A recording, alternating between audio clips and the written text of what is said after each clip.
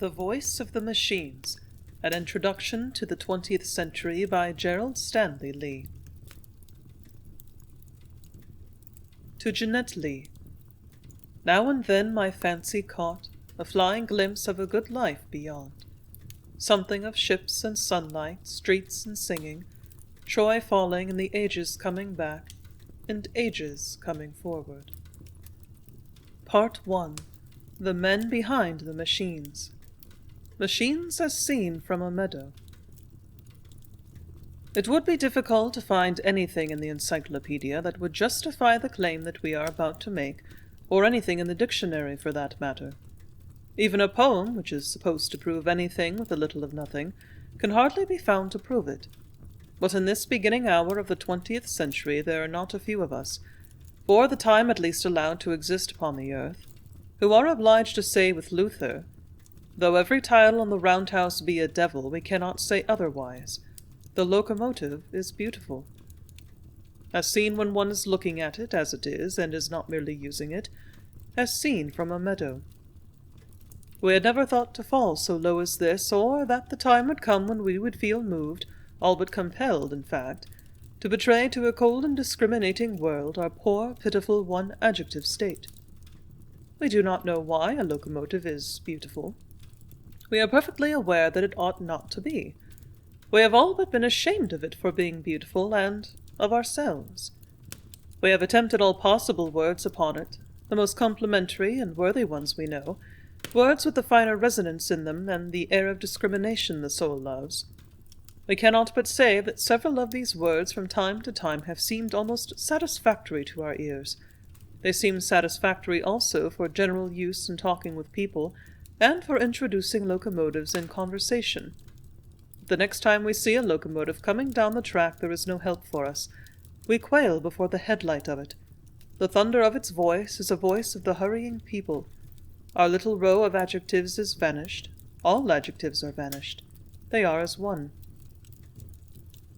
Unless the word beautiful is big enough to make room for a glorious, imperious, world-possessing, world-commanding beauty like this, we are no longer its disciples.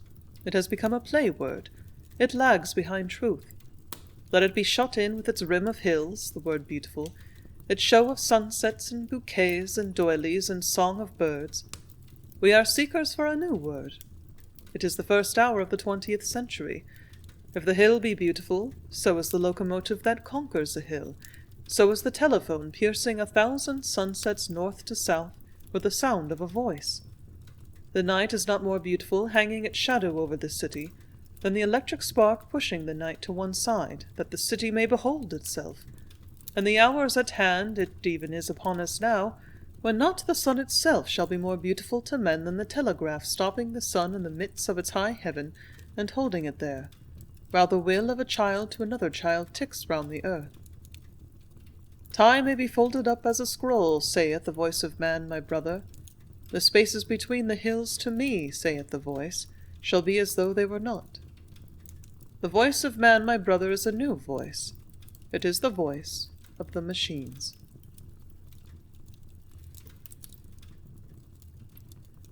As seen through a hatchway. In its present importance as a factor in life and modifier of its conditions, the machine is in every sense a new and unprecedented fact. The machine has no traditions. The only way to take a traditional stand with regard to life or the representation of life today is to leave the machine out. It has always been left out. Leaving it out, though, has made little difference. Only a small portion of the people of the world have had to be left out with it. Not to see poetry in machinery of this present age is not to see poetry in the life of the age. It is not to believe in the age. The first fact a man encounters in this modern world after his mother's face is the machine. The moment he begins to think outwards, he thinks toward a machine. The bed he lies in was sawed and planed by a machine, or cast in a foundry. The windows he looks out of were built in mills. His knife and fork were made by steam. His food has come through rollers and wheels. The water he drinks is pumped to him by engines. The ice in it was frozen by a factory, and the cloth of the clothes he wears was flashed together by looms. The machine does not end there. When he grows to years of discretion and looks about him to choose a place for himself in life, he finds that the place must come to him out of a machine. By the side of a machine of one sort or another, whether it be of steel rods and wheels or of human beings' souls, he must find his place in the great whirling system of the order of mortal lives, and somewhere in the system, that is, the machine, be the ratchet, drive-wheel, belt, or spindle under infinite space, ordained for him to be from the beginning of the world. The moment he begins to think, a human being finds himself facing a huge, silent, blue and gold something called the universe, the main fact of which must be to him that it seems to go without him very well, and that he must drop into the place that comes, whatever it may be, and hold on as he loves his soul or forever be left behind. He learns before many years that this great machine shop of the globe, turning solemnly its days and nights, where he has wandered for a life, will hardly be inclined to stop, to wait perchance, to ask him what he wants to be, or how this life of his shall get itself said. He looks into the face of circumstance, sometimes it is the fist of circumstance. The face of circumstance is a silent one, that points to the machine. He looks into the faces of his fellow men, hurrying past him night and day, miles of streets of them. They too have looked into the face of circumstance. They pointed to the machine. They show it in their faces. Some of them show it in their gait. The machine closes around him with its vast insistent murmur, million-peopled and full of laughs and cries. He listens to it as it is the roar of all being. He listens to the machine's profit. All men, says political economy, may be roughly divided as attaching themselves to one or the other of three great classes of activity: production, consumption, or distribution. The number of persons who are engaged in production outside of association with machinery, if they could be gathered together in one place, would be an exceedingly small and strange and uncanny band of human beings. They would be visited by all the world as curiosities. The number of persons who are engaged in distribution outside of association with machinery is equally insignificant. Except for a few peddlers, distribution is hardly anything else but machinery. The number of persons who are engaged in consumption outside of association with machinery is equally insignificant. So far as consumption is concerned, any passing freight train, if it could be stopped and examined on its way to New York, would be found to be loaded with commodities, the most important of which, from the coal up, have been produced by one set of machines to be consumed by another set of machines.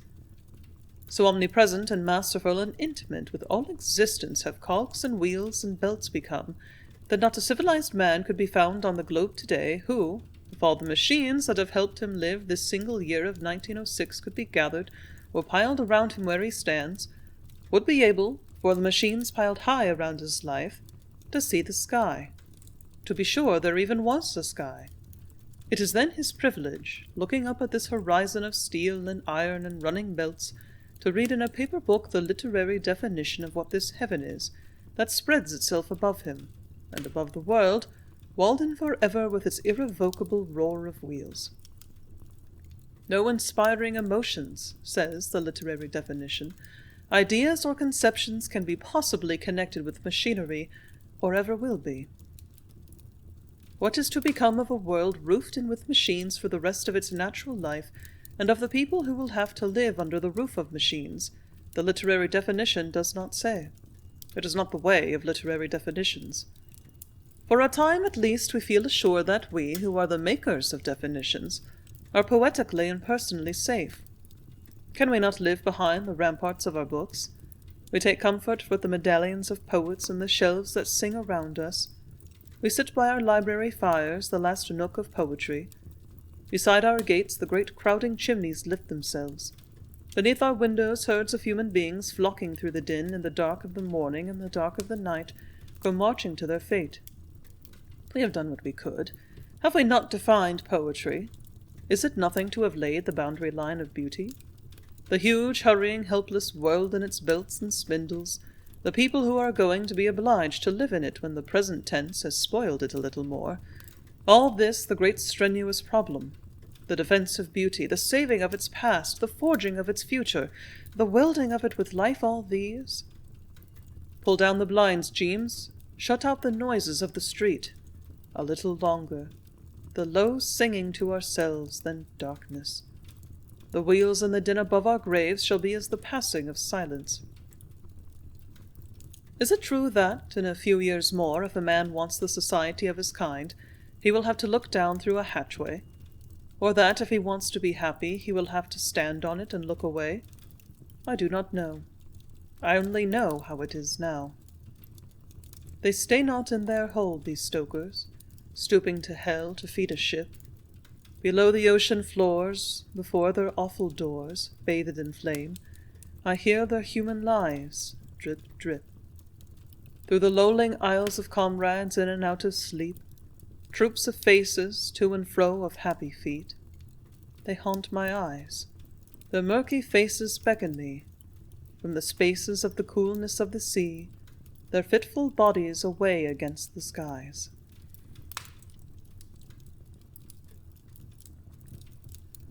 Souls of machines. It does not make very much difference to the machines whether there is poetry in them or not. It is a mere abstract question to the machines. It is not an abstract question to the people who are under the machines.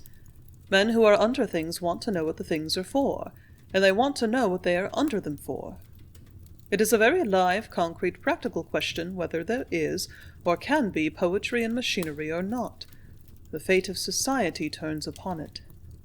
There seems to be nothing that men can care for, whether in this world or the next, or that they can do or have or hope to have, which is not bound up in our modern age with machinery.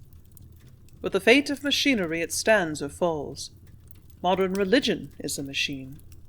If the characteristic vital power and spirit of the modern age is organization, and it cannot organize its religion, there is little to be hoped for in religion. Modern education is a machine. If the principle of machinery is a wrong and inherently uninspired principle, if because a machine is a machine no great meaning can be expressed by it, and no great result accomplished by it, there is little to be hoped for in modern education. Modern government is a machine.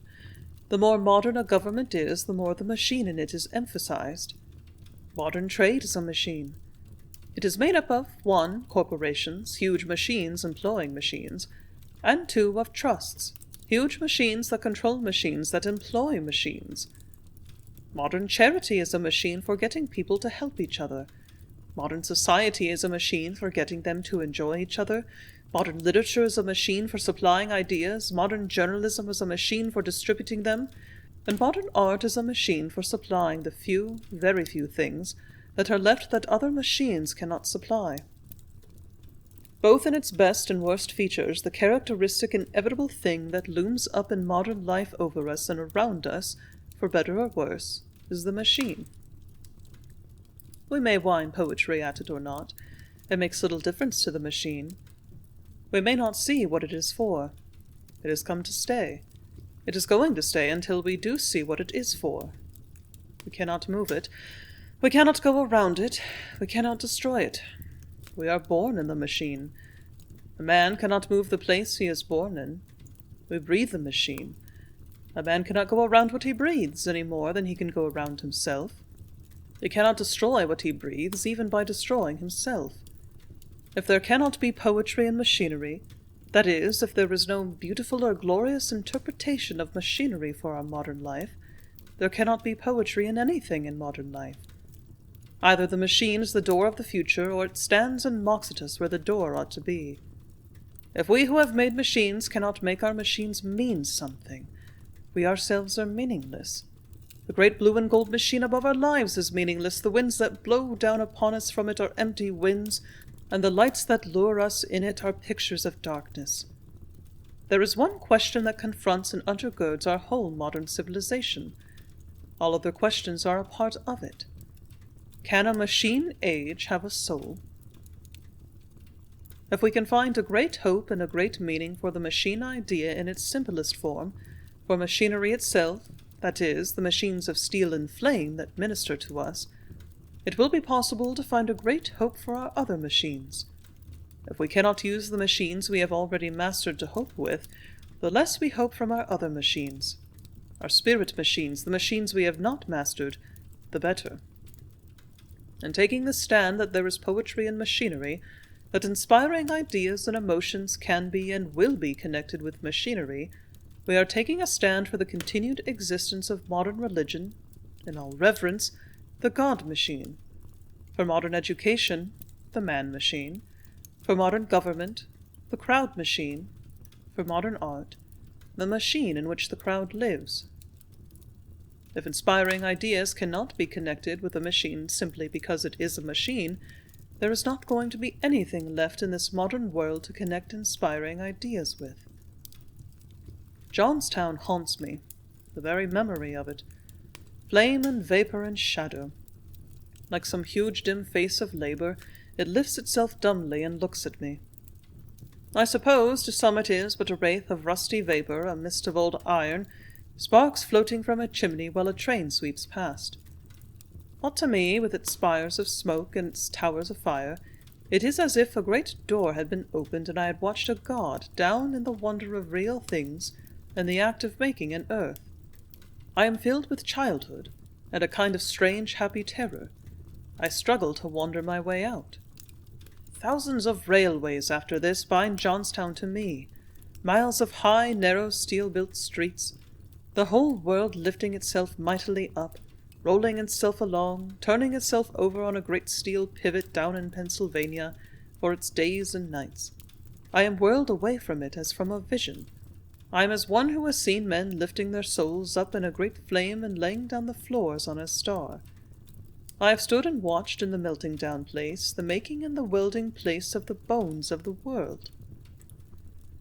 It is the object of this present writing to search out a world a man can live in. If he cannot live in this one, let him know it and make one. If he can, let him face it. If the word yes cannot be written across the world once more, written across this year of the world and the roar of its vast machines, we want to know it. We cannot quite see the word yes, sometimes huddled behind our machines, but we hear it sometimes. We know we hear it. It is stammered to us by the machines themselves. Poets.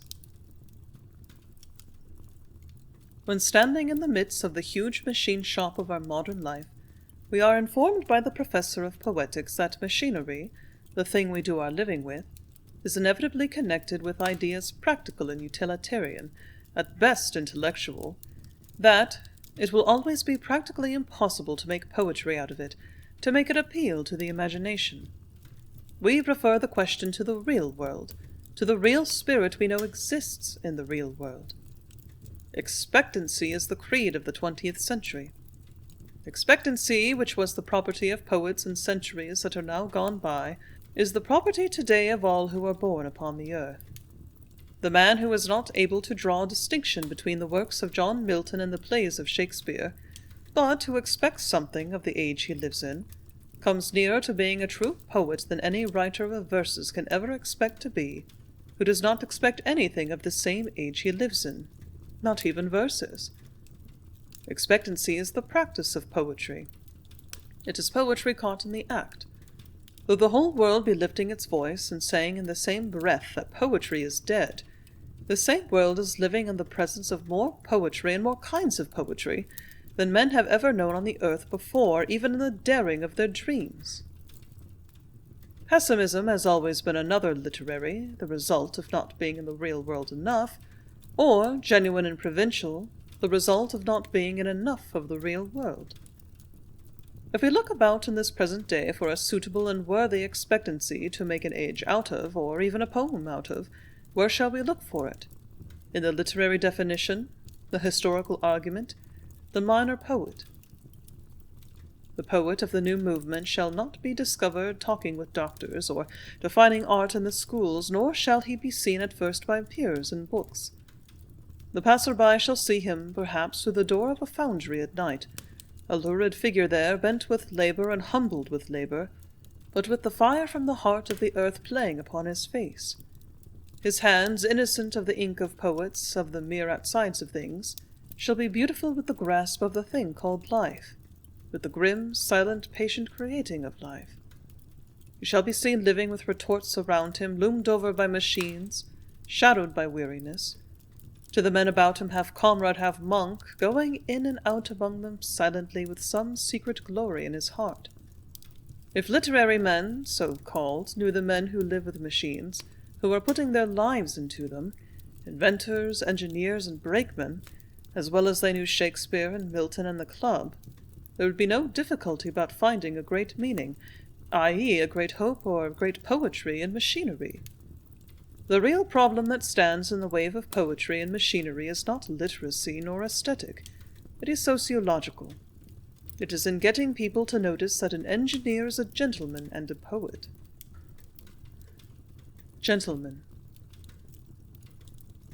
The truest definition of a gentleman is that he is a man who loves his work. This is also the truest definition of a poet. The man who loves his work is a poet because he expresses delight in that work. He is a gentleman because the delight in his work makes him his own employer. No matter how many men are over him, or how many men pay him, or fail to pay him, he stands under the white heaven the one man who is master of the earth. He is the one infallibly overpaid man on it. The man who loves his work is the single thing the world affords that can make a man free, that can make him his own employer, that admits him to the ranks of gentlemen, that pays him or is rich enough to pay him, what a gentleman's work is worth. The poets of the world are the men who pour their passions into it, the men who make the world over with their passions. Everything that these men touch, as with some strange and immortal joy from out of them, has the thrill of beauty in it, and exaltation and wonder. They cannot have it otherwise, even if they would. A true man is the autobiography of some great delight mastering his heart for him, possessing his brain, and making his hands beautiful. Looking at the matter in this way, in proportion to the number employed, there are more gentlemen running locomotives today than there are teaching in colleges. In proportion as we are more creative in creating machines at present than we are in creating anything else, there are more poets in the mechanical arts than there are in the fine arts. And while many of the men are engaged in the machine shops can hardly be said to be gentlemen, that is, they would rather be preachers or lawyers, these can be more than offset by the much larger proportion of men in the fine arts, who, if they were gentlemen in the truest sense, would turn mechanics at once. That is, they would do the thing they were born to do, and they would respect that thing, and make everyone else respect it. While the definition of a poet and a gentleman, that is, he is a man who loves his work, might appear to make a new division of society, it is a division that already exists in the actual life of the world, and constitutes the only literal aristocracy the world has ever had. It may be set down as fundamental principle, no matter how prosaic a man may be, or how proud he is of having been born upon this planet with poetry all left out of him. It is the very essence of the most hard and practical man that, as regards the most uppermost thing in his life, the thing that reveals the power in him, he is a poet in spite of himself, and whether he knows it or not. So long as the thing a man works with is a part of an inner ideal to him, so long as he makes the thing he works with express that ideal, the heat and the glow and the lustre and the beauty and the unconquerableness of that man, and of that man's delight, shall be upon all that he does. It shall sing to heaven. It shall sing to all on earth who overhear heaven. Every man who loves his work, who gets his work and his ideal connected, who makes his work speak out of the heart of him, is a poet. It makes little difference what he says about it. In proportion as he has power with a thing, in proportion as he makes the thing, be it a bit of colour, or a fragment of flying sound, or a word, or a wheel, or a throttle, in proportion as he makes the thing fulfill or express what he wants it to fulfill or express, he is a poet. All heaven and earth cannot make him otherwise. That the inventor is in all essential respects a poet toward the machine that he has made, it would be hard to deny. That with all the apparent prose that piles itself about his machine, the machine is in all essential respects a poem to him, who can question? Who has ever known an inventor, a man with a passion in his hands, without feeling toward him as he feels toward a poet? Is it nothing to us to know that men are living now under the same sky as us, hundreds of them, their faces haunt us on the street, who would all but die, who are all but dying now, this very moment, to make a machine live? Martyrs of valves and wheels, and of rivets and retorts, sleepless, tireless, unconquerable men. To know an inventor the moment of his triumph, the moment when, working his will before him, the machine at last resists the silent, massive pantomime of a life, offers itself to the gaze of men's souls and the needs of their bodies. To know an inventor at all is to know that at a moment like this, a chord is touched in him some strange and deep way, soft as from out of all eternity. The melody that Homer knew and that Dante knew is his also, with the grime upon his hands, standing and watching it there. It is the same song that, from pride to pride and joy to joy, has been singing through the hearts of the men who make from the beginning of the world. The thing that was not, that now is, after all the praying with his hands, iron and wood and rivet and cog and wheel, is it not more than these to him standing before it there? It is the face of the matter. Who does not know it? Answering the face of the man whispering to him out of the dust of the earth. What is true of the men who make the machines is equally true of the men who live with them. The brakeman and the locomotive engineer and the mechanical engineer and the sailor all have the same spirit. Their days are invested with the same dignity and aspiration, the same unwanted enthusiasm and the self-forgetfulness in the work itself. They begin their lives as boys dreaming of the track, or of cogs and wheels, or of great waters. As I stood by the track the other night, Michael the switchman was holding the road for the 9 o'clock freight, with his folded flag and his grim brown pipe and his wooden leg. As it rumbled by him, headlight clatter and smoke and whirl and halo of steam, every brakeman backing to the wind, lying on the air at the jolt of the switch, started as at some greeting out of the dark, and turned and gave the signal to Michael. All of the brakemen gave it. Then we watched them, Michael and I, out of the roar and hiss of their splendid cloud, their flickering swaying bodies against the sky flying out to the night, until there was nothing but a dull red murmur and the falling of smoke.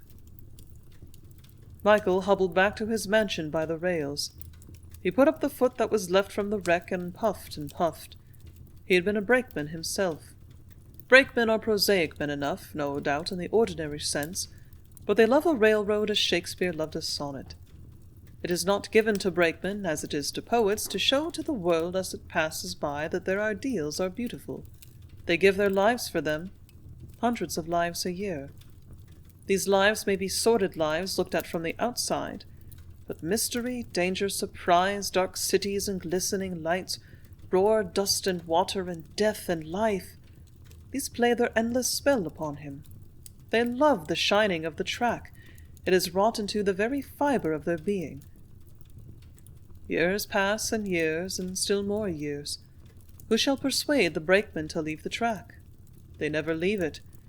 I always see them, on their flying footboards beneath the sky, swaying and rocking, still swaying and rocking to eternity. They are men who live down through to the spirit and the poetry of their calling. It is the poetry of the calling that keeps them there. Most of us in this mortal life are allowed but our one peephole in the universe, that we may say it withal. But if we love it enough and stand close to it enough, we breathe the secret and touch in our lives the secret that throbs through it all. For a man to have an ideal in this world, for a man to know what an ideal is, even though nothing but a wooden leg shall come of it, and a life in a switch-house, and the signal of comrades whirling by, this is also to have lived. The fact that the railroad has the same fascination for the railroad man that the sea has for the sailor is not a mere item of interest pertaining to human nature. It is a fact that pertains to the art of the present day and to the future of its literature.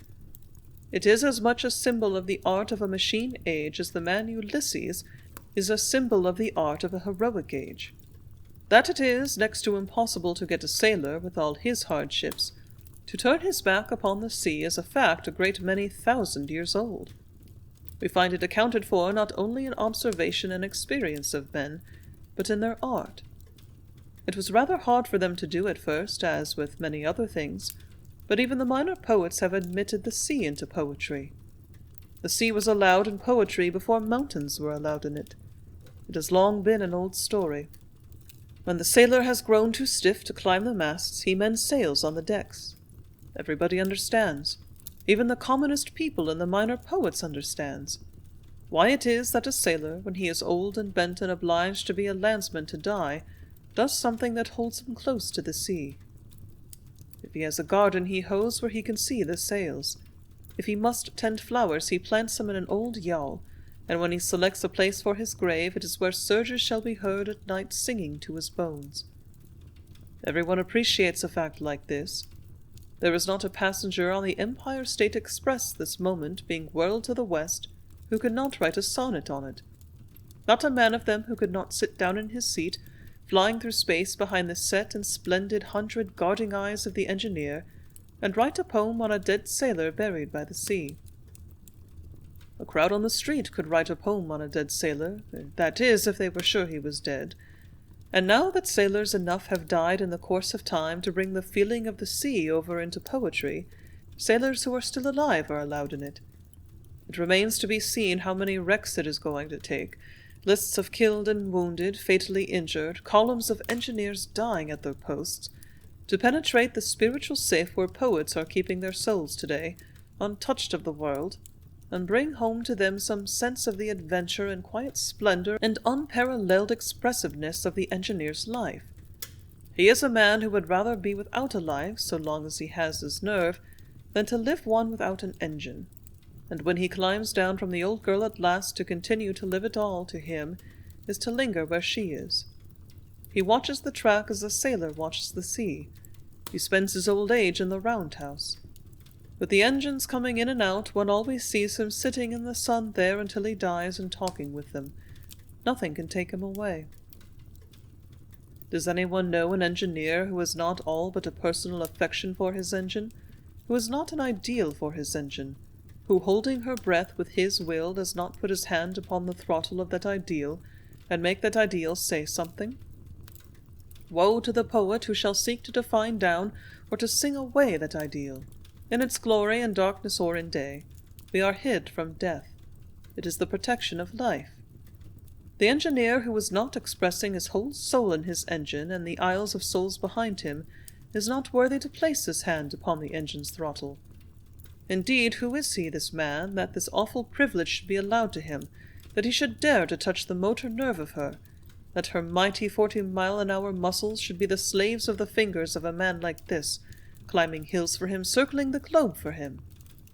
It is impossible to believe that an engineer, a man who with a single touch sends 1,000 tons of steel across the earth as an empty wind can go, or as a pigeon swings her wings, or as a cloud sets sail in the west, does not mean something by it, does not love to do it because he means something by it.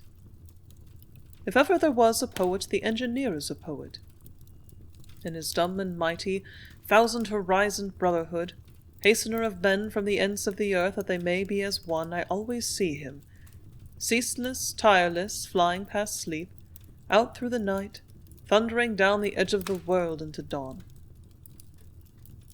Who am I that it should be given to me to make a word on my lips to speak, or to make a thing that shall be beautiful with my hands, that I should stand by my brother's life and gaze on his trembling track, and not feel what the engine says as it plunges past about the man in the cab? What matters is that he is a wordless man, that he wears not his heart in a book? Are not the bell and whistle and the cloud of steam and the rush and the peering in his eyes words enough? They are the signals of this man's life beckoning to my life. Standing in his engine there, making every wheel of that engine thrill to his will, he is the priest of wonder to me, and of the terror, of the splendor, of the beauty of power. The train is the voice of his life. The sound of its coming is a psalm of strength. It is as the singing man who would sing, who felt his hand on the throttle of things. The engine is as a soul to me, soul of the quiet face thundering past, leading its troop of glories echoing along the hills, telling it to the flocks in the fields and the birds in the air, telling it to the trees and the buds and the little trembling growing things, that the might of the spirit of man has passed that way.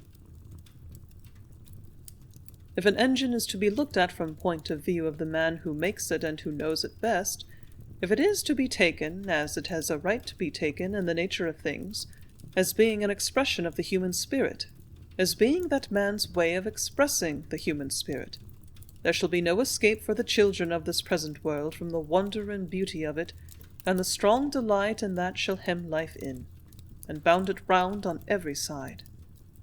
The idealism and passion and devotion and poetry in an engineer, and the feeling he has about his machine, the power with which that machine expresses that feeling, is one of the great typical living inspirations of this modern age. A fragment of the new apocalypse, vast and inarticulate and far and faint to us, but striving to reach us still, now from above and now from below, and on every side of life. It is as though the very ground itself should speak to our poor, pitiful, unspiritual, matter-despising souls, should command them to come forth, to live, to gaze into the heart of matter for the heart of God. It is so that the very dullest of us, standing among our machines, can hardly otherwise than guess the coming of some vast surprise, the coming of the day when, in the very rumble of the world, our sons and daughters shall prophesy, and our young men shall see visions, and our old men shall dream dreams. It cannot be uttered. I do not dare say it. What it means to our religion, and to our life, and to our art, this great athletic uplift of the world, I do not know. I only know that so long as the fine arts, in an age like this, look down on the mechanical arts, there shall be no fine arts. I only know that so long as the Church worships the laborer's God, but does not reverence labor, there shall be no religion in it for men today, and none for women and children tomorrow. I only know that so long as there is no poet amongst us who can put himself in a word, as this man, my brother the engineer, is putting himself into his engine, the engine shall remove mountains, and the word of the poet shall not. It shall be buried beneath the mountains. I only know that so long as we have more preachers who can be hired to stop preaching, or to go into life insurance, than we have engineers who can be hired to leave their engines, inspiration shall be looked for more in engine cabs than in pulpits. The vestibule trains shall say deeper things than sermons say.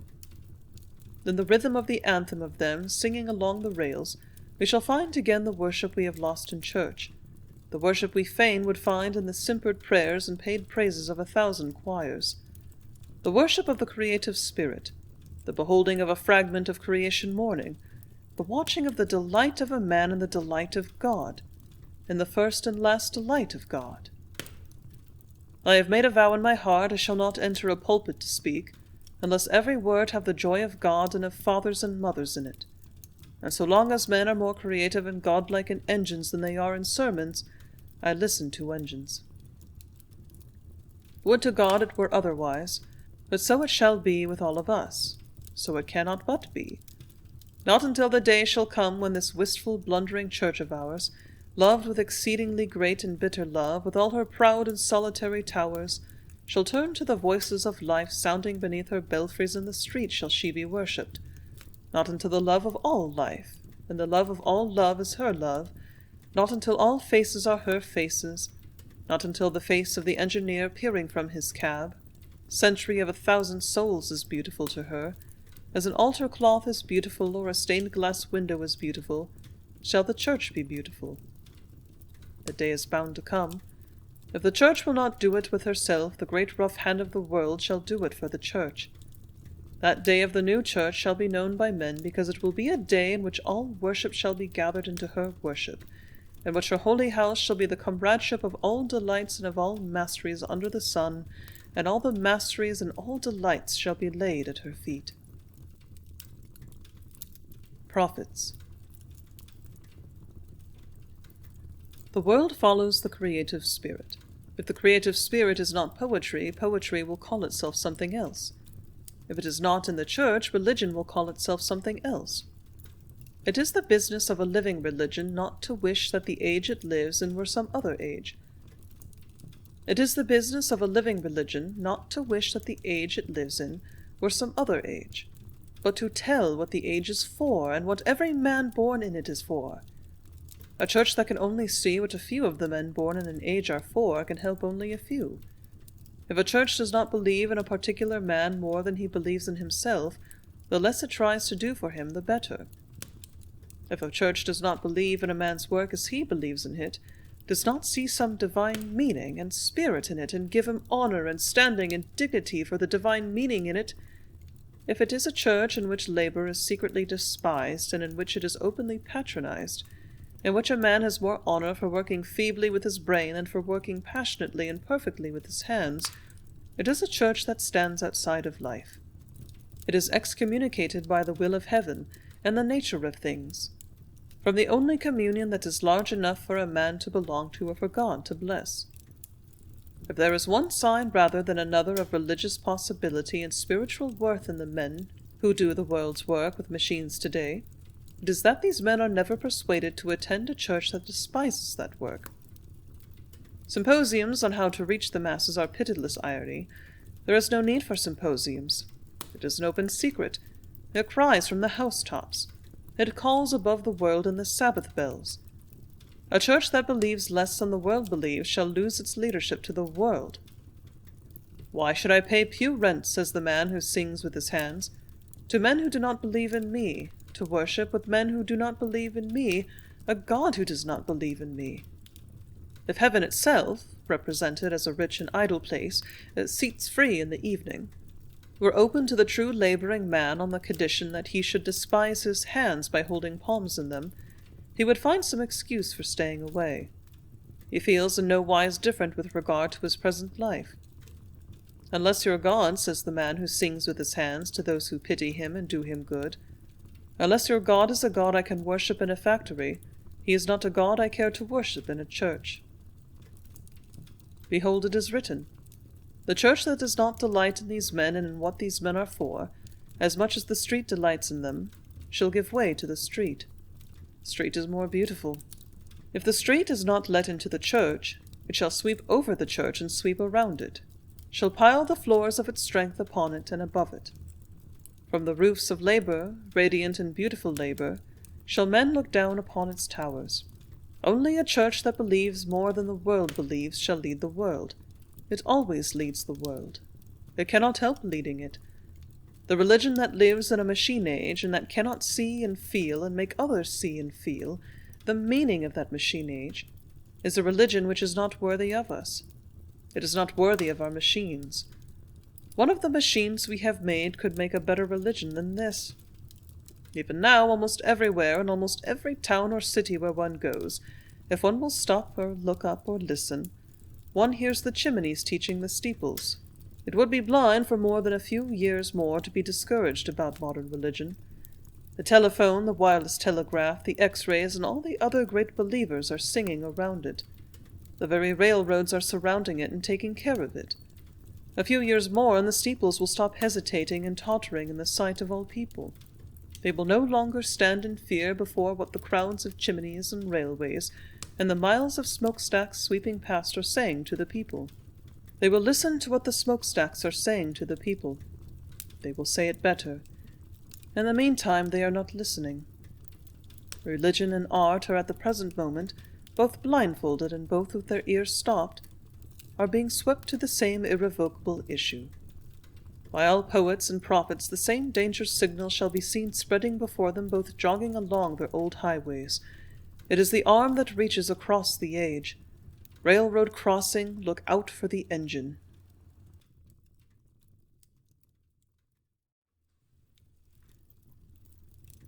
Part 2. The Language of the Machines. As good as ours. One is always hearing it said that if a thing is to be called poetic, it must have great ideas in it, and must successfully express them.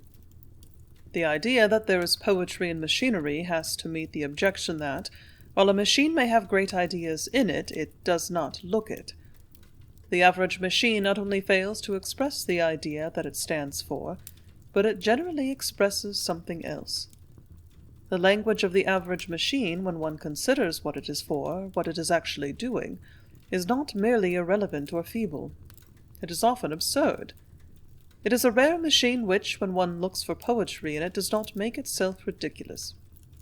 The only answer that can be made to this objection is that a steam engine, when one thinks of it, really expresses itself as well as the rest of us. All language is irrelevant, feeble, and absurd. We live in an organically inexpressible world. The language of everything in it is absurd. Judged merely by its outer signs, the universe over our heads, with its cunning little stars in it, is the height of absurdity as a self-expression. The sky laughs at us. We know it when we look at a telescope. Time and space are God's jokes. Looked at strictly in its outer language, the whole visible world is a joke. To suppose that God has ever expressed himself to us in it, or to suppose that he could express himself in it, or that any one can express anything in it, is not to see the point of the joke. We cannot even express ourselves to one another. The language of everything we use or touch is absurd. Nearly all of the tools we do our living with, even the things that human beings amuse themselves with, are inexpressive and foolish-looking. Golf and tennis and football have all been accused in turn, by people who do not know them from the inside, of being meaningless.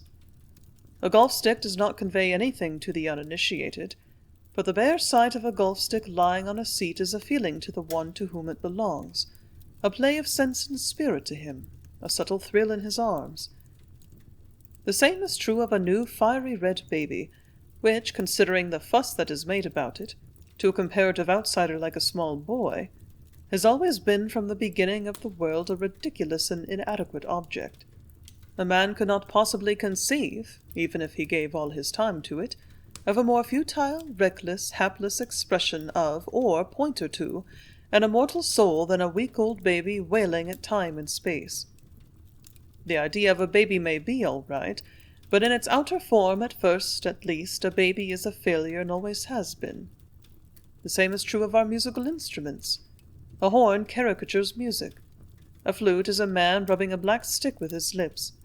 A trombone player is a monster.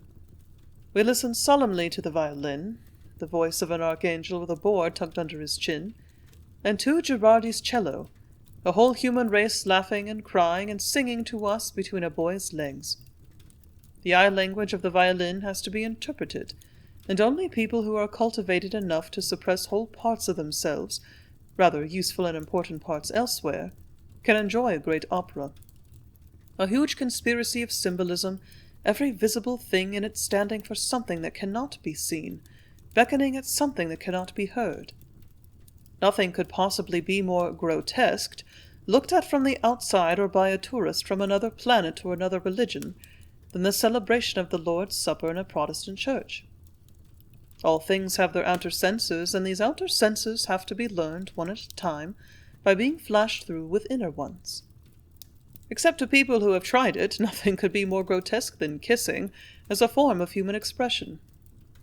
A reception, a room full of people shouting at each other 3 inches away, is comical enough.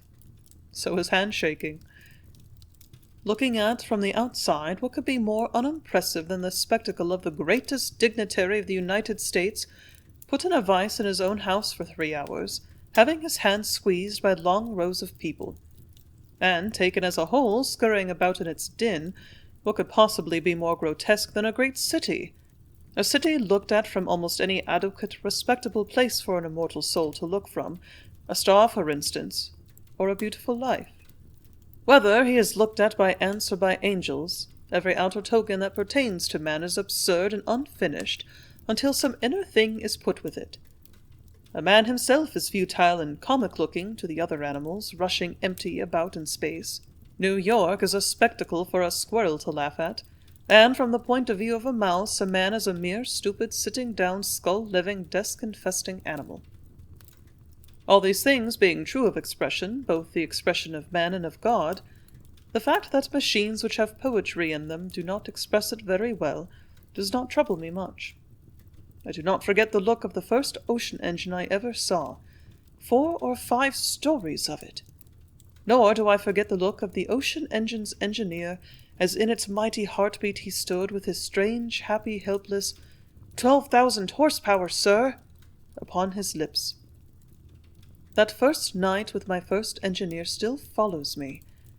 The time seems always coming back to me again when he brought me up from his whirl of wheels in the hold of the deck of stars, and left me, my new wonder all stumbling through me, alone with them and with my thoughts. The engines breathe, no sound but cinders on the sails, and the ghostly heave the voice the wind makes in the mast, and dainty gales, and fluffs of mist and smoking stars floating past from night-lit funnels. In the wild of the heart of God I stand. Time and space wheel past my face. Forever, everywhere I am alone. Beyond the here and there, now and then of men, winds from the unknown round me blow to the unknown again. Out in its solitude I hear the prow, beyond the silence-crowded decks, laughing and shouting at night, lashing the heads and necks of the lifted seas, that in their flight urge onward and rise and sweep and leap and sink to the very brink of heaven. Timber and steel and smoke and sleep, thousand-souled, a quiver, a deadened thunder, a vague and countless creep. Through the hold the weird and dusky chariot lunges on through fate. From the lookout watch of my soul's eyes above the houses of the deep, their shadowy haunches fall and rise. O'er the glimmer-gabled roofs, the flying of their hooves through the wonder in the dark where skies and waters meet, the shimmer of mains and knees, dust of seas. The sound of breathing, urge confusion, and the starlight beat, soft and far and stealthy fleet, of the dim unnumbered trampling of their feet. On being busy and still.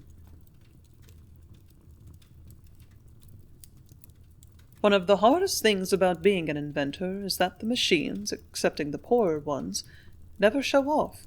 The first time that the phonograph, whose talking had been rumored of many months, was allowed to talk in public, it talked to an audience in Metuchen, New Jersey, and much to Mr. Edison's dismay, everybody laughed. Instead of being impressed with the real idea of the phonograph, being impressed because it could talk at all, people were impressed because it talked through its nose.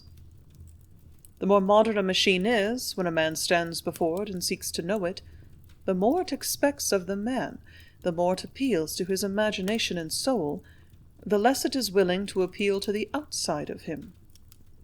If he will not look with his whole being at a twin-screw steamer, he will not see it. Its poetry is under the water. This is one of the chief characteristics of the modern world, that its poetry is under water. The old side-wheel steamer floundering around in the big seas, pounding the air and water both with her huge showy paddles, is not so poetic-looking as the sailboat, and the poetry in the sailboat is not so obvious, so plainly on top, as in a gondola. People who do not admit poetry in machinery in general admit that there is poetry in a Dutch windmill, because the poetry is in sight. A Dutch windmill flourishes. The American windmill, being improved so much that it does not flourish, is supposed to not have poetry in it at all. The same general principle holds good with every machine that has been invented. The more the poet, that is, the inventor, works on it, the less poetry in it shows. Progress in a modern machine, if one watches it in its various stages, always consists in making a machine stop posing and get down to work. The earlier locomotive, puffing helplessly along with a few cars on its crooked rails, was much more fire-breathing, dragon-like, and picturesque than the present one, and the locomotive that came next, while very different, was more impressive than the present one. Everyone remembers it, the important-looking, bell-headed, wood-pile-eating locomotive of 30 years ago, with its noisy steam-blowing habits and its ceaseless water-drinking habits, with its grim spreading cow-catcher and its huge plug hat. Who does not remember it? Fussing up and down stations, ringing its bell forever and whistling at everything in sight? It was always impossible to travel on a train at all 30 years ago without always thinking of the locomotive. It shoved itself at people. It was always doing things, now at one end of the train and now at the other, ringing its bell down the track, blowing in at windows. It fumed and spread enough, hauling 3 cars from Boston to Concord to get to Chicago and back. It was the poetic, old-fashioned way that engines were made. One takes a train from New York to San Francisco now, and scarcely knows there is an engine on it. All he knows is that he is going, and sometimes the going is so good he hardly knows that. The modern engines, the short-necked, pin-headed, large-limbed, silent ones, plunging with smooth and splendid leaps down their aisles of space, engines without any faces, blind, grim, conquering, lifting the world, are more poetic to some of us than the old engines were, for the very reason that they are not so poetic-looking. They are less showy, more furtive, suggestive, modern, and perfect. In proportion as a machine is modern, it hides its face. It refuses to look as poetic as it is, and if it makes a sound, it is almost always a sound that is too small for it, or one that belongs to someone else. The trolley wire lifting a whole city home to supper is a giant with a falsetto voice. The large-sounding, the poetic-sounding, is not characteristic of the modern spirit. In so far as it exists at all in the modern age, either in its machinery or its poetry, it exists because it is accidental or left over. There was a deep bass steamer on the Mississippi once, with a very small head of steam, which one would have admitted had poetry in it, old-fashioned poetry. Every time it whistled, it stopped. On not showing off. It is not true to say that the modern man does not care for poetry. He does not care for poetry that bears on, or for eloquent poetry. He cares for poetry in a new sense.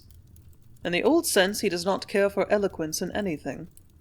The lawyer on the floor of Congress who seeks to win votes by a show of eloquence is turned down. Votes are facts, and if the votes are to be won, facts must be arranged to do it. The doctor who stands best with the typical modern patient is not the most agreeable, sociable, jogging-about man a town contains, like the doctor of days gone by. He talks less, he even prescribes less, and the reason that it is hard to be a modern minister, already cut down from 2 hours and a half to 20 or 30 minutes, is that one has to practice more than one can preach. To be modern is to be suggestive and symbolic, to stand for more than one says or looks. The little girl with her loom clothing 1,200 people. People like it. They are used to it. All life around them is filled with it. The old-fashioned prayer meeting is dying out in the modern church, because it is a mere specialty in modern life. The prayer meeting recognizes but one way of praying, and people who have a gift for praying that way go. For the majority of people who have discovered that there are 1,000 other ways of praying and who like them better, stay away. When the telegraph machine was first thought of, the words all showed on the outside. When it was improved, it became inner and subtle. The messages were read by sound. Everything we have which improves at all improves in the same way. The exterior conception of righteousness of 100 years ago, namely that a man must do right because it is his duty, is displaced by the modern one, the morally thorough one, namely that man must do right because he likes it. Do it from the inside. The more improved righteousness is, the less it shows on the outside. The more modern righteousness is, the more it looks like selfishness. The better the modern world likes it, and the more it counts. On the whole, it is against a thing rather than in its favor in the 20th century that it looks large.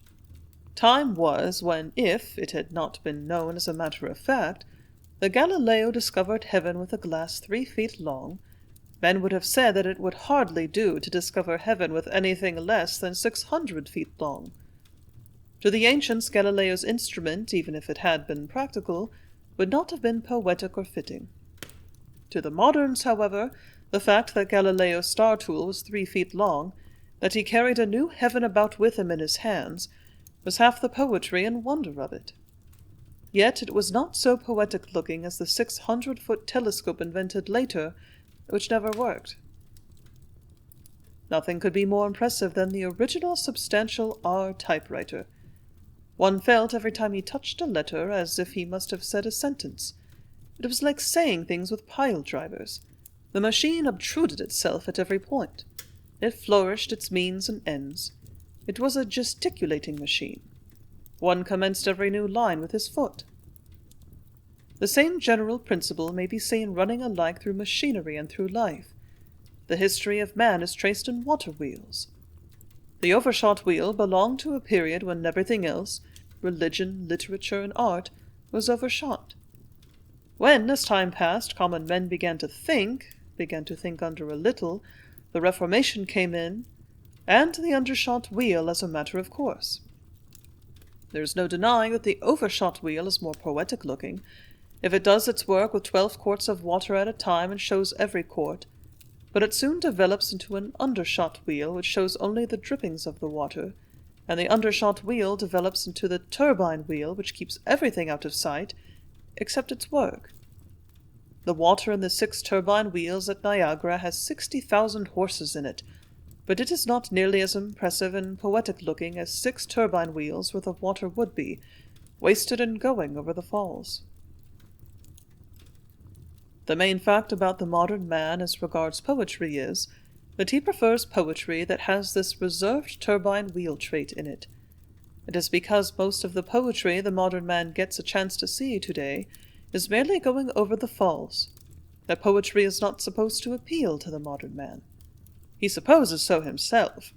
He supposes that a dynamo, 40 streetcars and 40 streets flying through the dark, is not poetic. But its whir holds him, sense and spirit spellbound more than any poetry that is being written. The things that are hidden, the things that are spiritual and wondering, are the ones that appeal to him. The idle, foolish look of a magnet fascinates him. He gropes at his own body silently, harmlessly with the X-ray, and watches with awe the beating of his heart. He glories in inner essences, both in his life and in his art. He is the disciple of the X-ray, the defier of appearances. Why should a man who has seen the inside of matter care about appearances, either little things or great? Or why argue about the man, or argue about the man's God, or quibble with words? Perhaps he is matter. Perhaps he is spirit. If he is spirit, he is matter-loving spirit, and if he is matter, he is spirit-loving matter. Every time he touches a spiritual thing, he makes it, as God makes mountains out of sunlight, a material thing.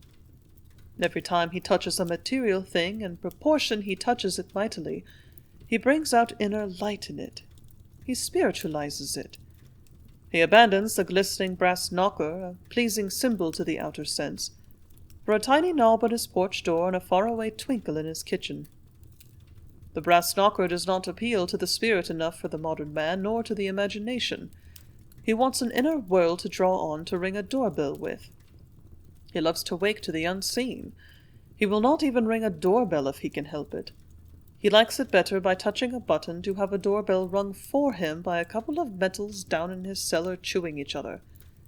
He likes to reach down 12 flights of stairs with a thrill on a wire and open his front door.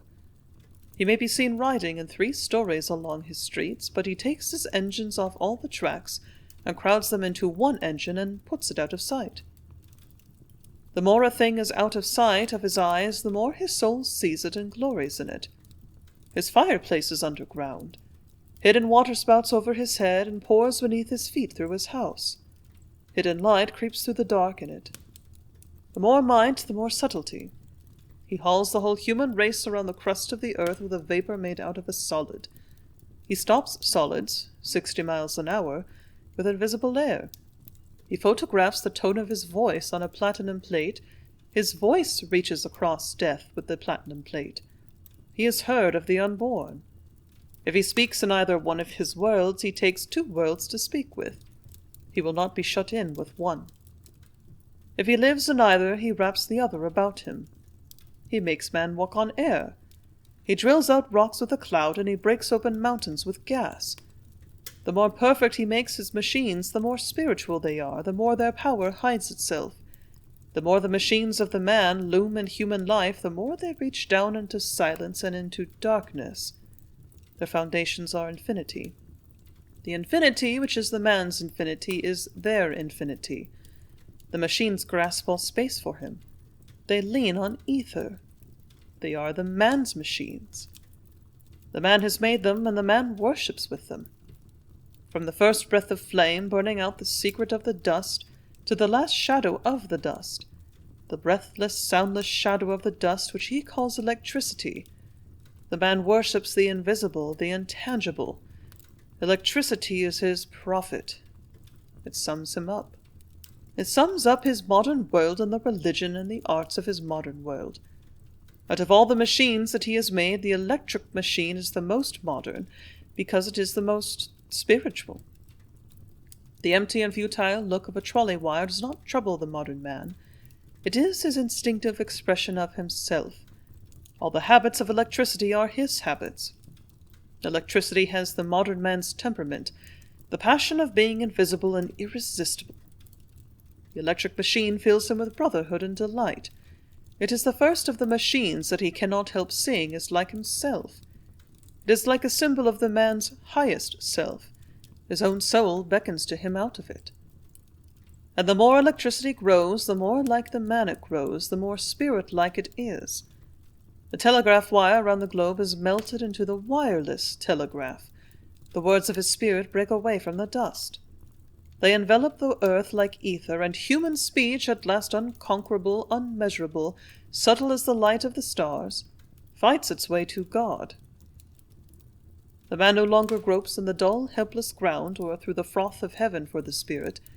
Having drawn to him the X-ray, which makes spirit out of dust, and the wireless telegraph, which makes earth out of air, he delves into the deepest sea as a cloud. He strides heaven. He has touched the hem of the garment at last of electricity, the archangel of matter.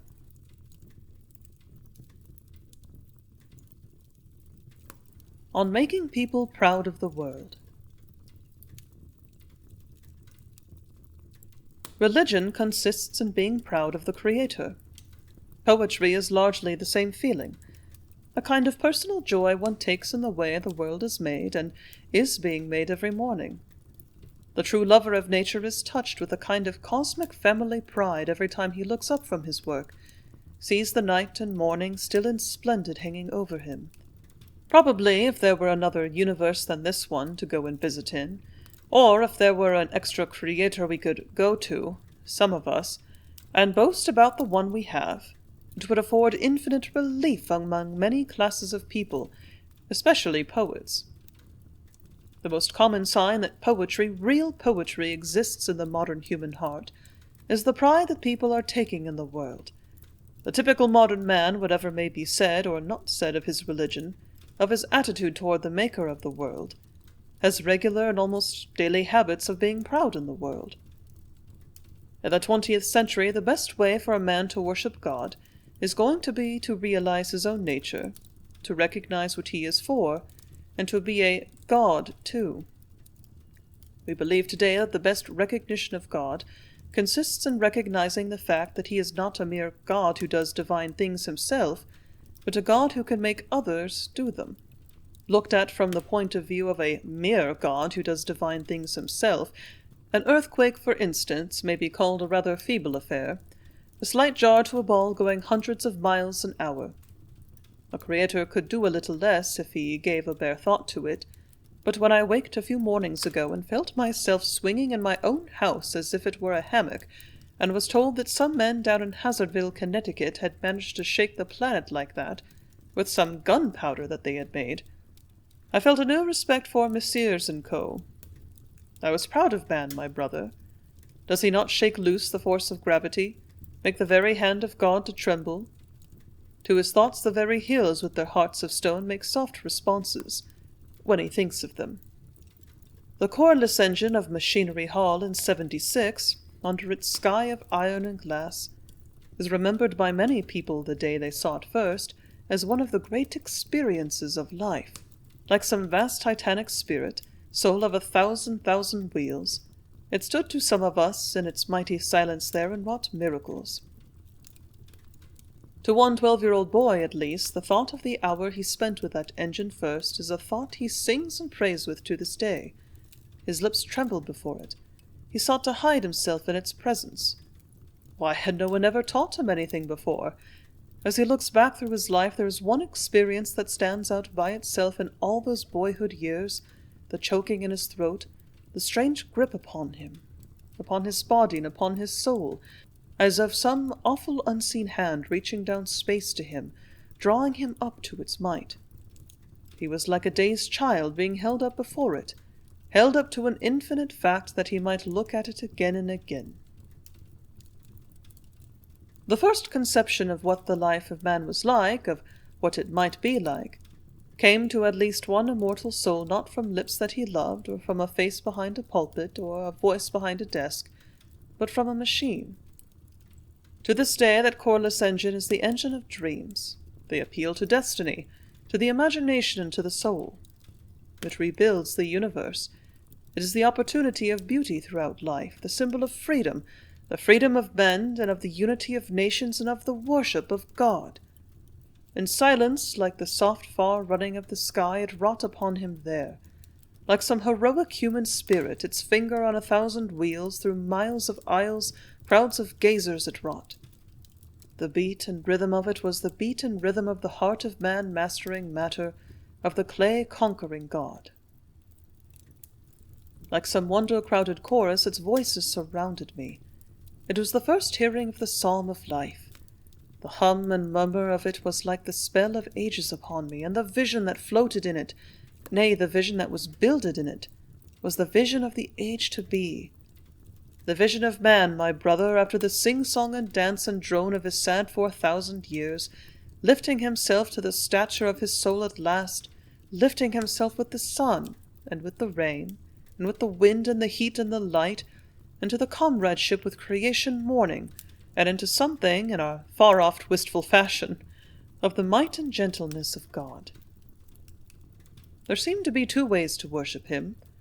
One way is to gaze upon the great machine that he has made, to watch it running softly above us all, moonlight and starlight and winter and summer, rain and snowflakes and growing things.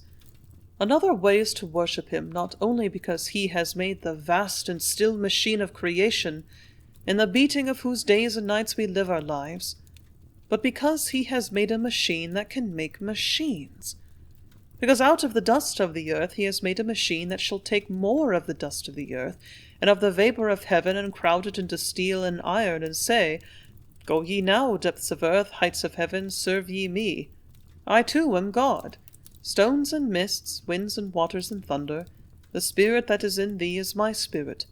I also, even I also, am God. A modest universe. I have heard it objected that a machine does not take hold of a man with its great ideas while he stands and watches it. It does not make him feel its great ideas, and therefore it is denied that it is poetic. The impressiveness of the bare spiritual facts of machinery is not denied. What seems to be lacking in machines from the artistic point of view at present is a mere knack of making the faces plain and literal-looking. Grasshoppers would be more appreciated by more people if they were made with microscopes on, either the grasshoppers or the people. If the mere machinery of a grasshopper's hop could be made plain and large enough, there is not a man living who would not be impressed by it. If grasshoppers were made, as they might quite as easily have been, 640 feet high, the huge beams of their legs above their bodies towering like cranes against the horizon, the sublimity of a grasshopper's machinery, the huge levers of it, his hops across valleys from mountain to mountain, shadowing fields and villages, would have been one of the impressive features of human life. Everybody would be willing to admit of the mere machinery of a grasshopper, if there were several acres of it, that there was a creative sublimity in it. They would admit that the bare idea of having such a stately piece of machinery in a world at all, slipping softly around on it, was an idea with creative sublimity in it. And yet these same people, because the sublimity, instead of being spread over several acres, is crowded into 1 inch and a quarter, are not impressed by it. But it is objected it is not merely a matter of spiritual size. There is something more than plainness lacking in the symbolism of machinery. The symbolism of machinery is lacking in fitness. It is not poetic. A thing can only be said to be poetic in proportion as its form expresses its nature. Mechanical inventions may stand for impressive facts, but such inventions, no matter how impressive the facts may be, cannot be called poetic unless their form expresses those facts. A horse plunging and champing his bits on the eve of battle, for instance, is impressive to a man. and a pillbox full of dynamite with a spark creeping toward it is not. That depends partly on the man and partly on the spark. A man may not be impressed by a pillbox full of dynamite and a spark creeping towards it the first time he sees it, but the second time he sees it, if he has time, he is impressed enough. He does not stand and criticize the lack of expression in pillboxes, nor wait to remember the day when he all but lost his life because a pillbox by the river's brim, a simple pillbox was to him, and nothing more. Wordsworth, in these memorable lines, has summed up and brought to an issue the whole matter of poetry and machinery. Everything has its language, and the power of feeling what a thing means by the way it looks is a matter of experience, of learning and language. The language is there. The fact that the language of the machine is a new language, and a strangely subtle one, does not prove that it is not a language, that its symbolism is not good, and that there is not poetry in machinery. The inventor need not be troubled because in making his machine it does not seem to express. It is written that neither you or I, comrade, nor God, nor any man, nor any man's machine, nor God's machine, in this world shall express or be expressed. If it is the meaning of life to us to be expressed in it, to be all expressed, we are indeed sorry, dumb, plaintive creatures dotting a star a while, craving about on it, warmed by a heater 95 million miles away. The machine of the universe itself does not express its inventor. It does not even express the men who are under it. The 95 millionth mile waits on us silently, at the doorways of our souls night and day, and we wait on it. Is it not there? Is it not here, this 95 millionth mile? It is ours. It runs in our veins. Why should man, a being who can live forever in a day, who is born of a boundless birth, who takes for his fireside the immeasurable, express or expect to be expressed? What would we like to be? Even what we are, who can say? Our music is an apostrophe to dumbness. The pantomime above us rolls softly, resistlessly on, over the pantomime within us. We and our machines both, hewing away on the infinite, beckon in our still. I am not troubled because the machines do not seem to express themselves. I do not know that they can express themselves. I know that when the day is over, and strength is spent, and my soul looks out upon the great plain, upon the soft night-blooming cities with their huge machines striving in sleep, might lifts itself out upon me, I rest. I know that when I stand before a foundry, hammering out the floors of the world, clashing its awful cymbals against the night, I lift my soul to it, and in some way, I know not how, while it sings to me I grow strong and glad.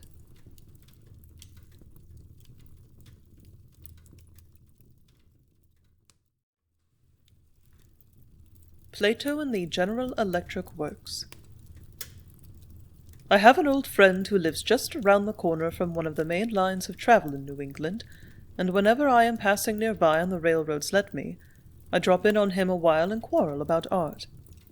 It's a good old-fashioned, comfortable, disorderly conversation we have generally, the kind people used to have more than they do now. Sketchy and not too wise, the kind that makes one think of things one wishes one had said afterward. We always drift a little at first, as if, of course, we could talk about other things if we wanted to.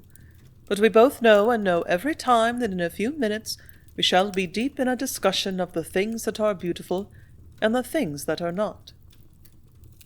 Brim thinks I have picked out more things to be beautiful than I have a right to, or than any man has, and he is trying to put a stop to it. He thinks that there are enough beautiful things in this world that have been beautiful a long while without having people like me, for instance, poking blindly around among all these modern brand-new things, hoping that, in spite of appearances, there is something one can do with them that will make them beautiful enough to go with the rest.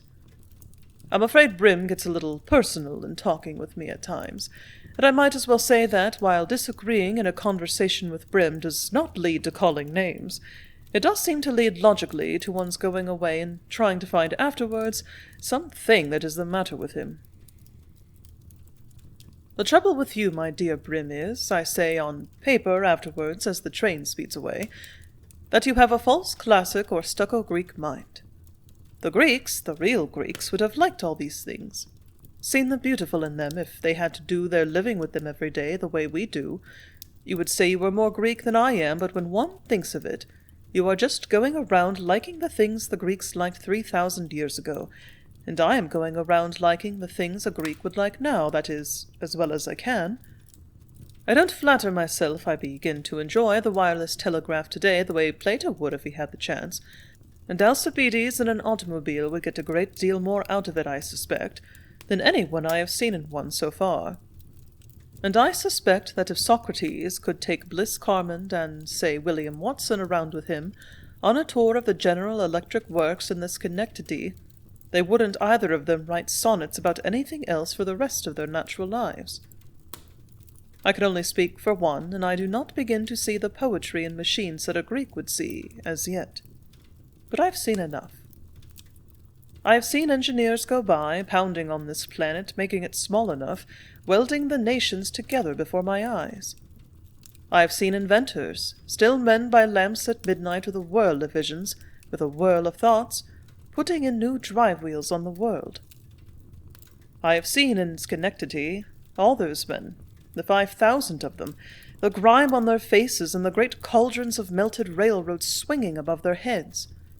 I have stood and watched them there with the lightning and with flame hammering out the wills of cities, putting in underpinnings of nations, and it seemed to me that Bliss Carman and William Watson would not be ashamed of them. Brother artists every one. In the glory, in the dark, Vulcan Tennyson's blacksmith to a planet with dredges, skyscrapers, steam shovels, and wireless telegraphs, hewing away on the heavens and the earth. The poetry of machinery today is a mere matter of fact, a part of the daily wonder of life to countless silent people. The next thing the world wants to know about machinery is not that there is poetry in it, but that the poetry which the common people have already found there has a right to be there. We have the fact. It is the theory to put with the fact which concerns us next, and which really troubles us most. There are very few of us, on the whole, who can take any solid comfort in a fact, no matter what it is, until we have a theory to approve of it with. Its merely being a fact does not seem to make very much difference. 1. Machinery has poetry in it because it is an expression of the soul. 2. It expresses the soul of the individual man who creates the machine, the inventor, and 2. The man who lives with the machine, the engineer. 3. It expresses God, if only that he is a God who can make men who can thus express their souls. Machinery is an act of worship in the least sense, if not in the greatest.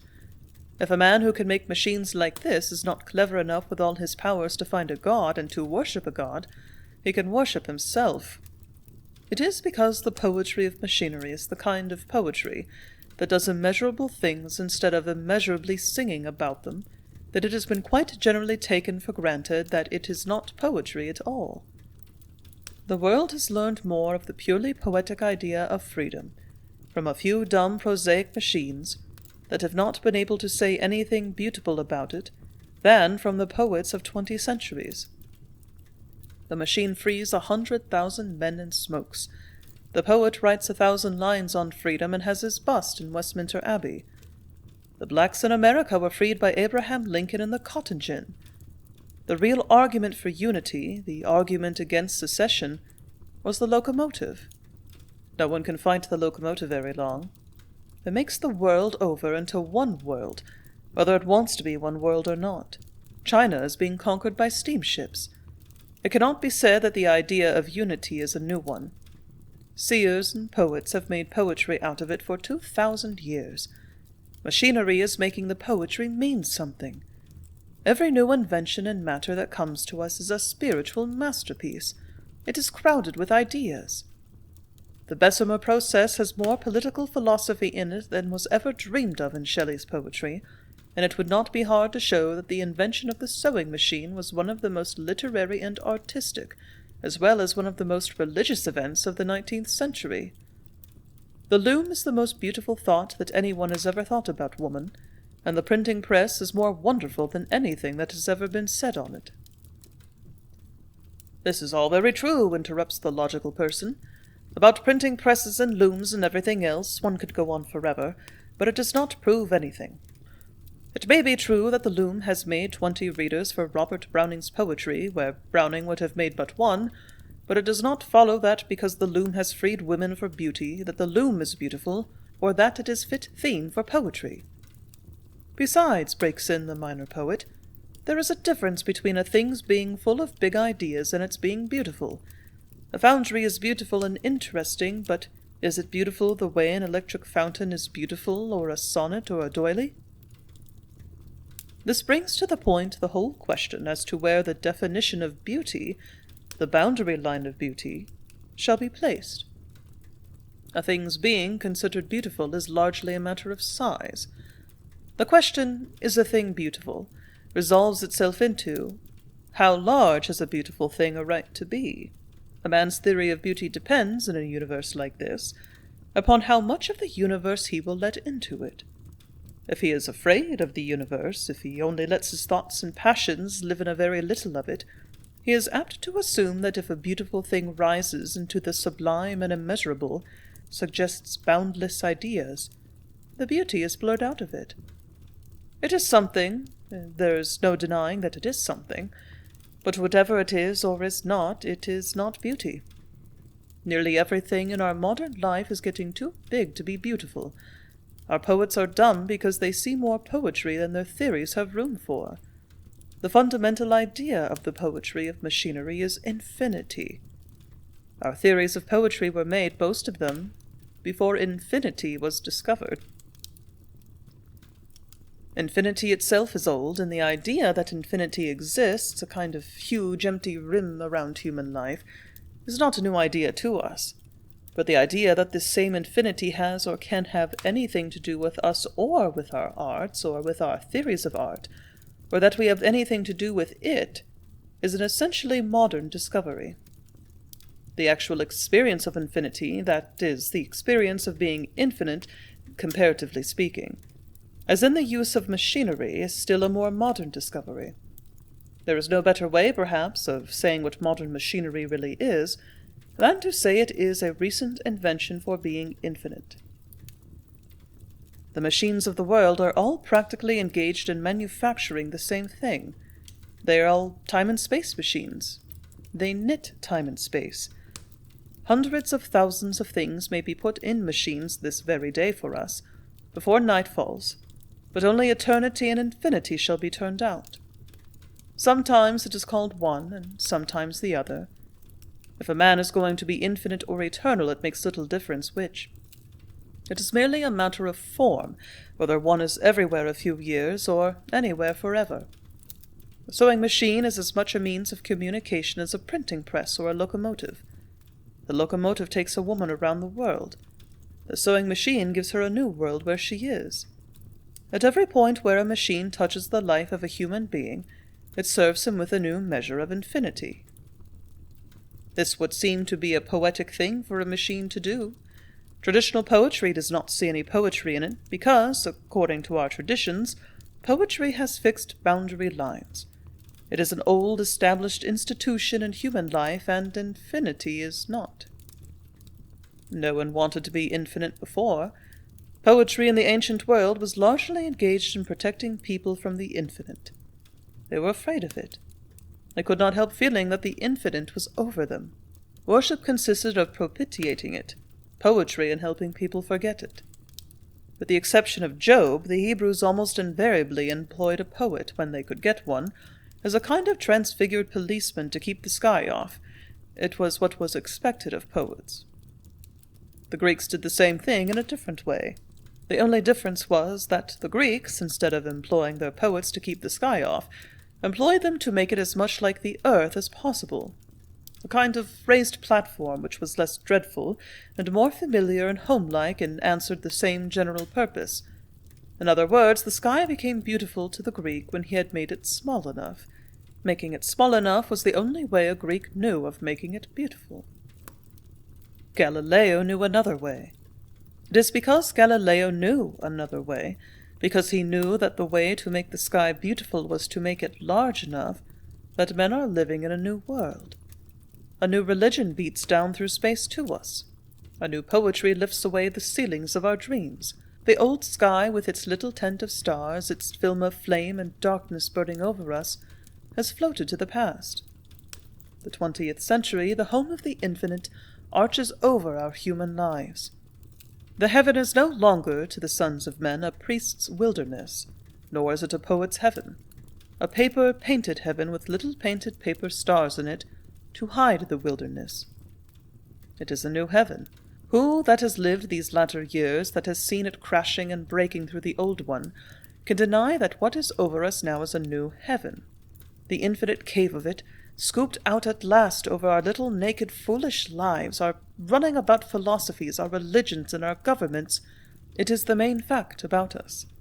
Arts and literatures, ants under a stone, thousands of years blind with light, hither and thither, racing about hiding themselves. But not long for dreams. More than this. The new heaven is matched by a new earth. Men who see a new heaven make a new earth. In its cloud of steam, in a kind of splendid silent stammer of praise and love, the new earth lifts itself to the new heaven, lifts up days out of nights to it, digs wells for winds under it, lights darkness with falling water, makes ice out of vapor, heat out of cold, draws down space with engines, makes years out of moments with machines. It is a new world, and all the men that are born upon it are new, wide-moving, cloud- and mountain-moving men. The habits of stars and waters, the huge habits of space and time, are the habits of men. The infinite at last, which in days gone by hung over us, the mere hiding-place of death, the living-room of God, is the neighborhood of human life. Machinery has poetry in it because, in expressing the soul, it expresses the greatest idea that the soul of man can have, namely, the idea that the soul of man is infinite, or capable of being infinite. Machinery has poetry in it also not merely because it is the symbol of infinite power in human life, or because it makes man think he is infinite, but because it is making him as infinite as he thinks he is. The infinity of man is no longer a thing that the poet takes, that he makes an idea out of. Machinery makes it a matter of fact. The grudge against the infinite. The main thing the 19th century has done in literature has been the gradual sorting out of poets into two classes, those who like the infinite, who have a fellow feeling for it, and those who have not. It seems reasonable to say that the poets who have habits of infinity, of space conquering like our vast machines, who seek the suggestive and immeasurable in the things they see about them, poets who like infinity, will be the poets to whom we will have to look to reveal to us the characteristic and real poetry of this modern world. The other poets, it is to be feared, are not even liking the modern world, to say nothing of singing in it. They do not feel at home in it. The classic world poet seems to feel exposed in our world. It is too savagely large, too various and unspeakable and unfinished. He looks at the sky of it, the vast, unkempt, unbounded sky of it to which it sings and lifts itself, with a strange, cold, hidden dread down in his heart.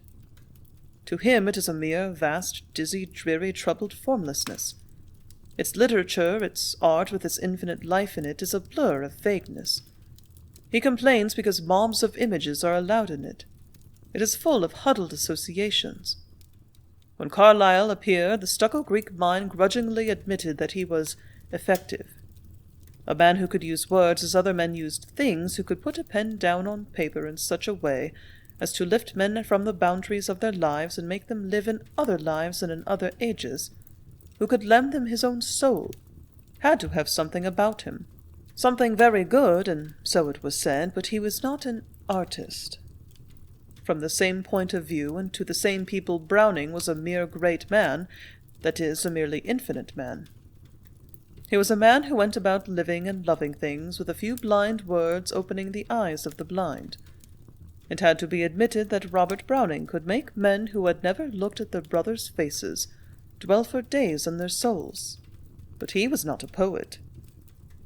Richard Wagner, too, seer, lover, singer, standing in the turmoil of his violins, conquering a new heaven for us, had great conceptions and was a musical genius without the slightest doubt, but he was not an artist. He never worked his conceptions out.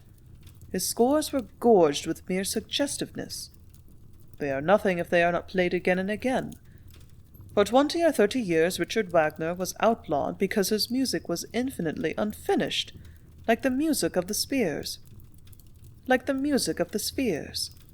People seemed to want him to write cozy, home-like music. Symbolism in modern art.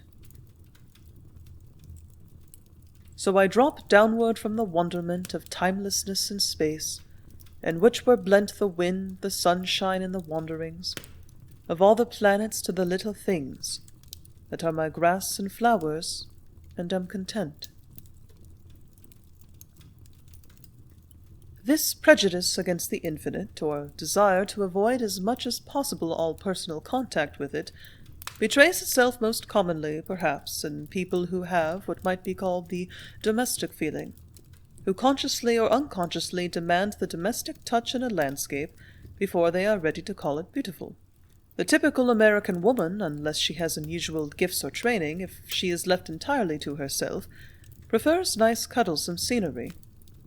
Even if her imagination has been somewhat cultivated and deepened so that she feels that a place must be wild, or at least partly wild, in order to be beautiful, she still chooses nooks and ravines as a rule to be happy in, places roofed in with gentle, quiet wonder, fenced in with beauty on every side. She is not without her due respect and admiration for a mountain, but she does not want it to be too large or too near the stars, if she has to live with it day and night. And if the truth were told, even at its best, she finds a mountain distant, impersonal, uncompanionable. Unless she is born in it, she does not see beauty in the wide plain. There is something in her being that makes her bashful before the whole sky. She wants a sunset she can snuggle up to. It is essentially the bird's taste in scenery.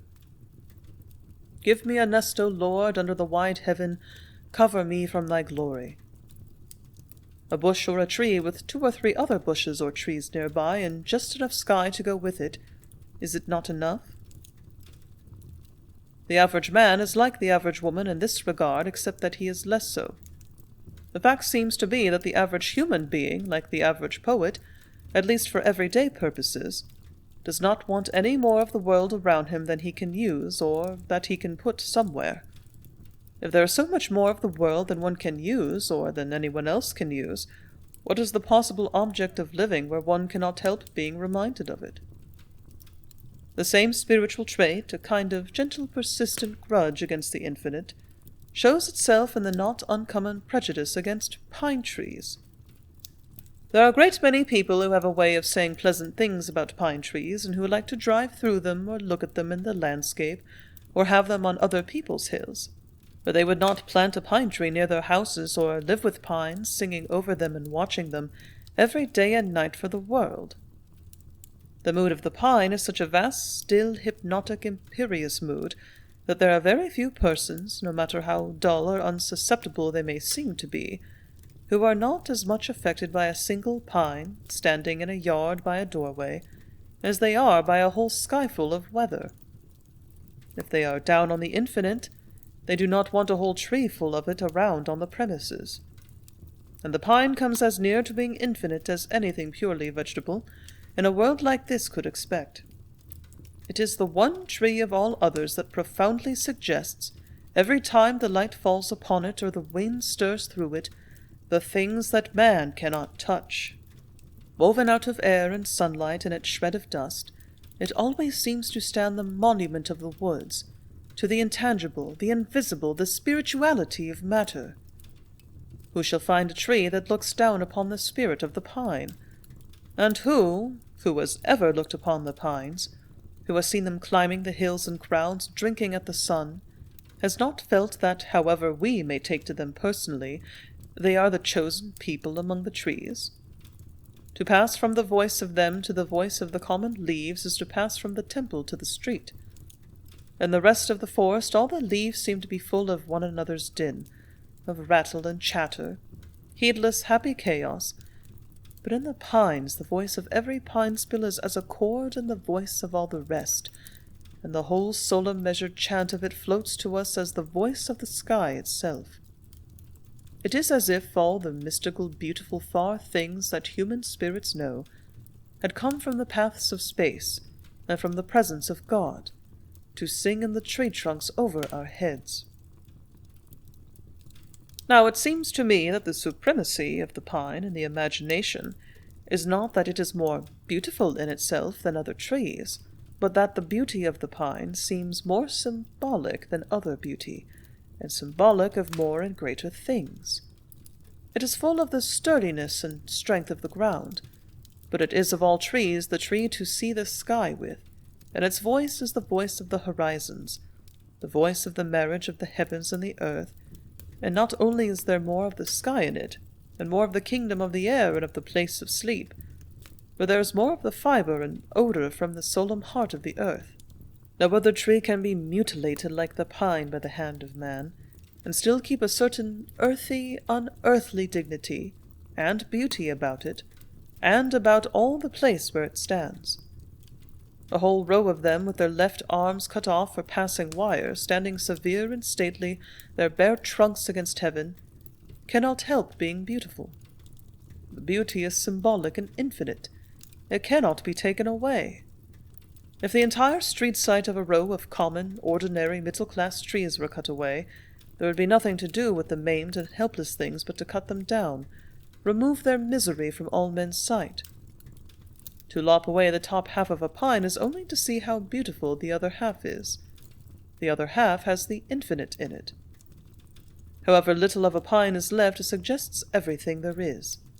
It points to the universe and beckons to the night and the day. The infinite still speaks in it. It is the optimist, the prophet of trees. In the sad lands it grows, but grows more luxuriantly, and it is the spirit of the tropics and the snows. It is the touch of the infinite, of everywhere, wherever its shadow falls. I have heard the sound of a hammer in the street, and it was the sound of the hammer. I have heard the sound of a hammer in the street, and it was the sound of a hammer. In the pine woods it was 100 guns. As the cloud catches the great empty spaces of night out of heaven and makes them glorious, the pine gathers all sound into itself, echoes it along the infinite. The pine may be said to be the symbol of the beauty in machinery, because it is beautiful in the way an electric light is beautiful, or an electric lighted heaven. It has the two kinds of beauty that belong to life: finite beauty, in that its beauty can be seen in itself, and infinite beauty, in that it makes itself the symbol, the center, of the beauty that cannot be seen, the beauty that dwells around it. What is going to be called the typical power of the colossal art, myriad nation undreamed of men before, now gathering in our modern life, is its symbolic power, the power of standing for more than itself. Every great invention of modern mechanical art and modern fine art has held within it an extraordinary power of playing upon associations, of playing upon the spirits and essences of things, until the outer senses are all gathered up, led on, and melted, as outer senses were meant to be melted into inner ones. What is wrought before the eyes of a man at last by a great modern picture is not the picture that fronts him on the wall, but a picture behind the picture, painted with the flame of the heart of the eternal part of him. It is the business of a great modern work of art to bring a man face to face with the greatness from which it came. Millet's Angelus is a portrait of the infinite, and a man and a woman. A picture with this feeling of the infinite painted in it, behind it, which produces this feeling of the infinite in other men by playing upon the infinite in their own lives, is a typical modern masterpiece. The days when the infinite is not in our own lives, we do not see it. If the infinite is in our own lives, and we do not like it there, we do not like it in a picture, or in the face of a man, or in a coreless engine. A picture of the face of all man mastering the earth, silent, lifted to heaven.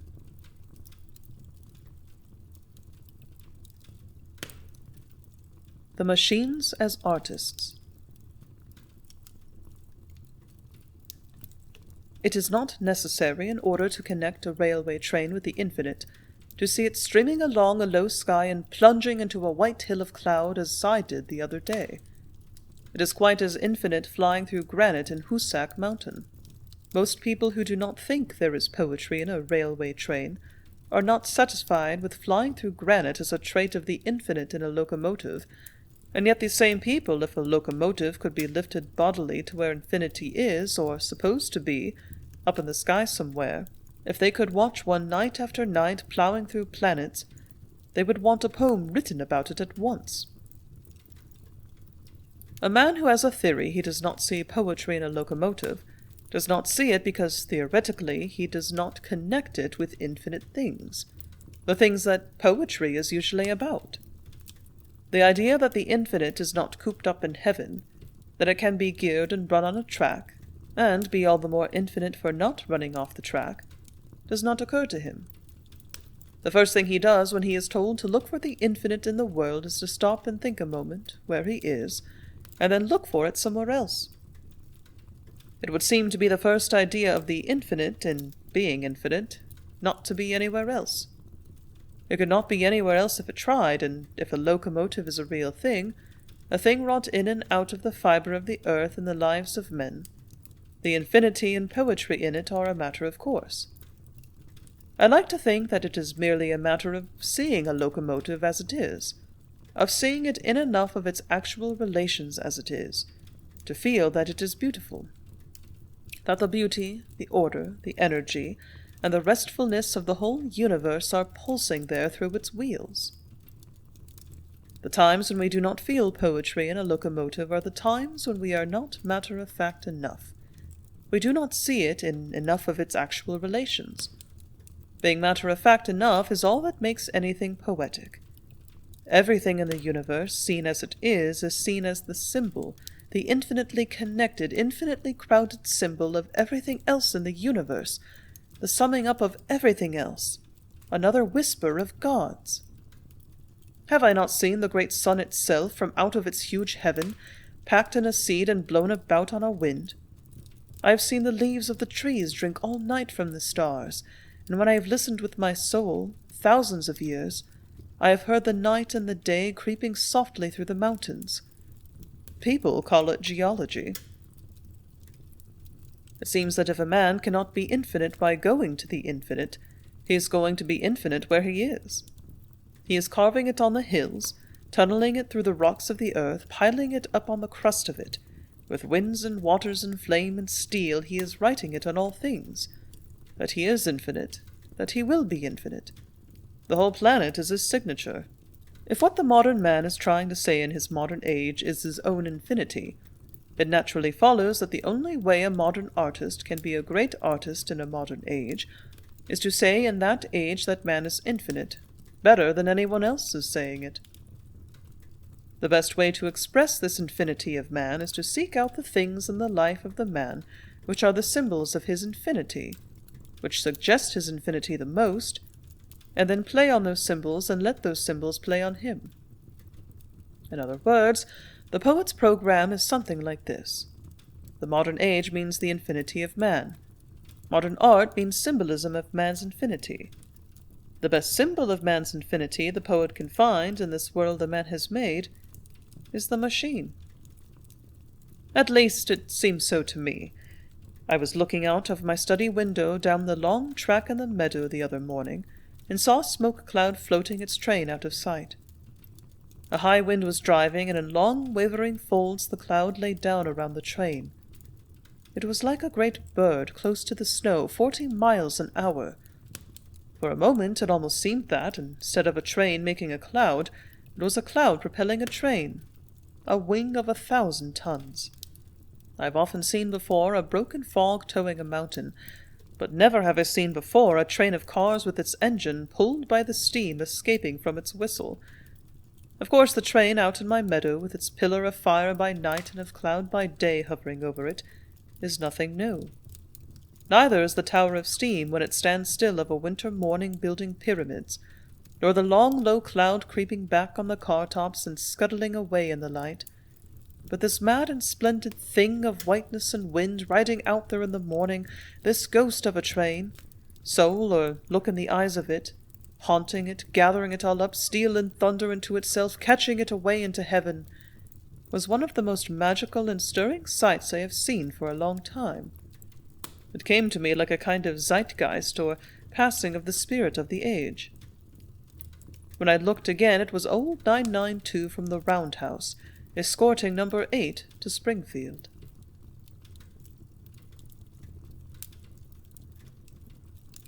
The machines as philosophers. If we could go into history as we go into a theatre, take our seats quietly, ring up the vast curtain on any generation we liked, and then could watch it, all those far-off, queer, happy people living before our eyes 2 or 3 hours, living with their new inventions and their last wonders all about them, they would not seem to us, probably, to know why they were happy. They would merely be living along with their new things from day to day in a kind of secret, clumsy gladness.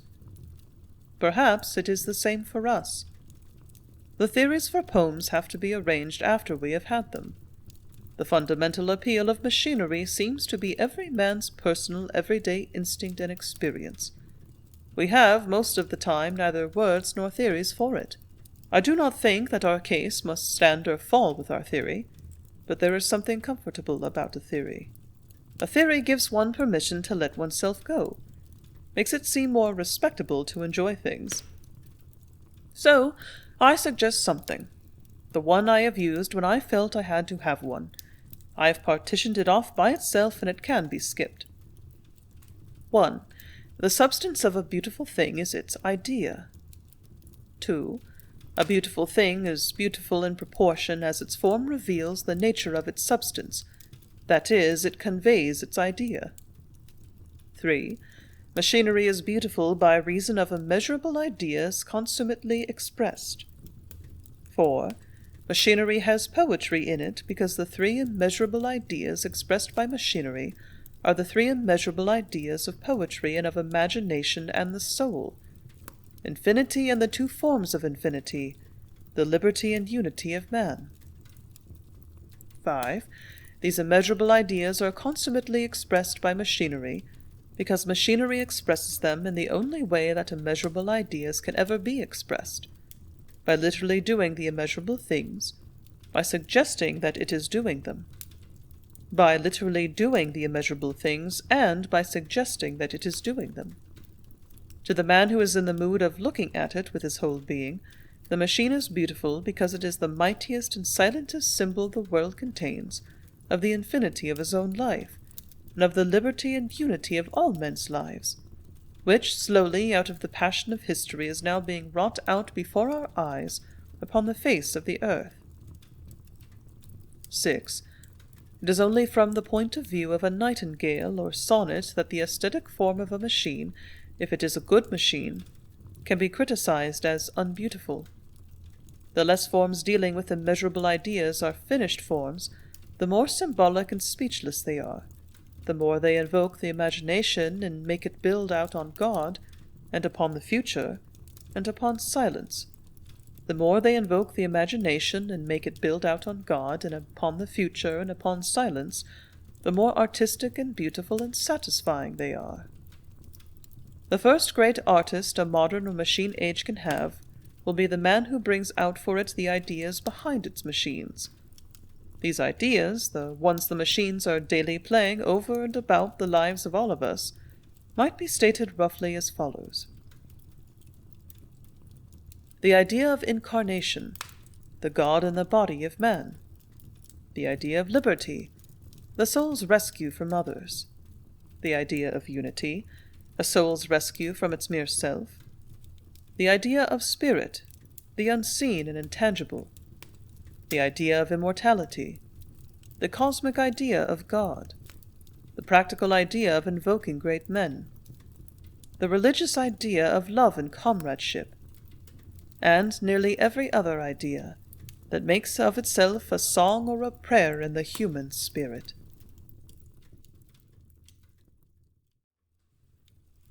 Ideas behind the machines. The idea of incarnation. I sought myself through earth and fire and seas, and found it not, but many things beside, behemoth old, leviathans that ride, and protoplasm, and jellies of the tide.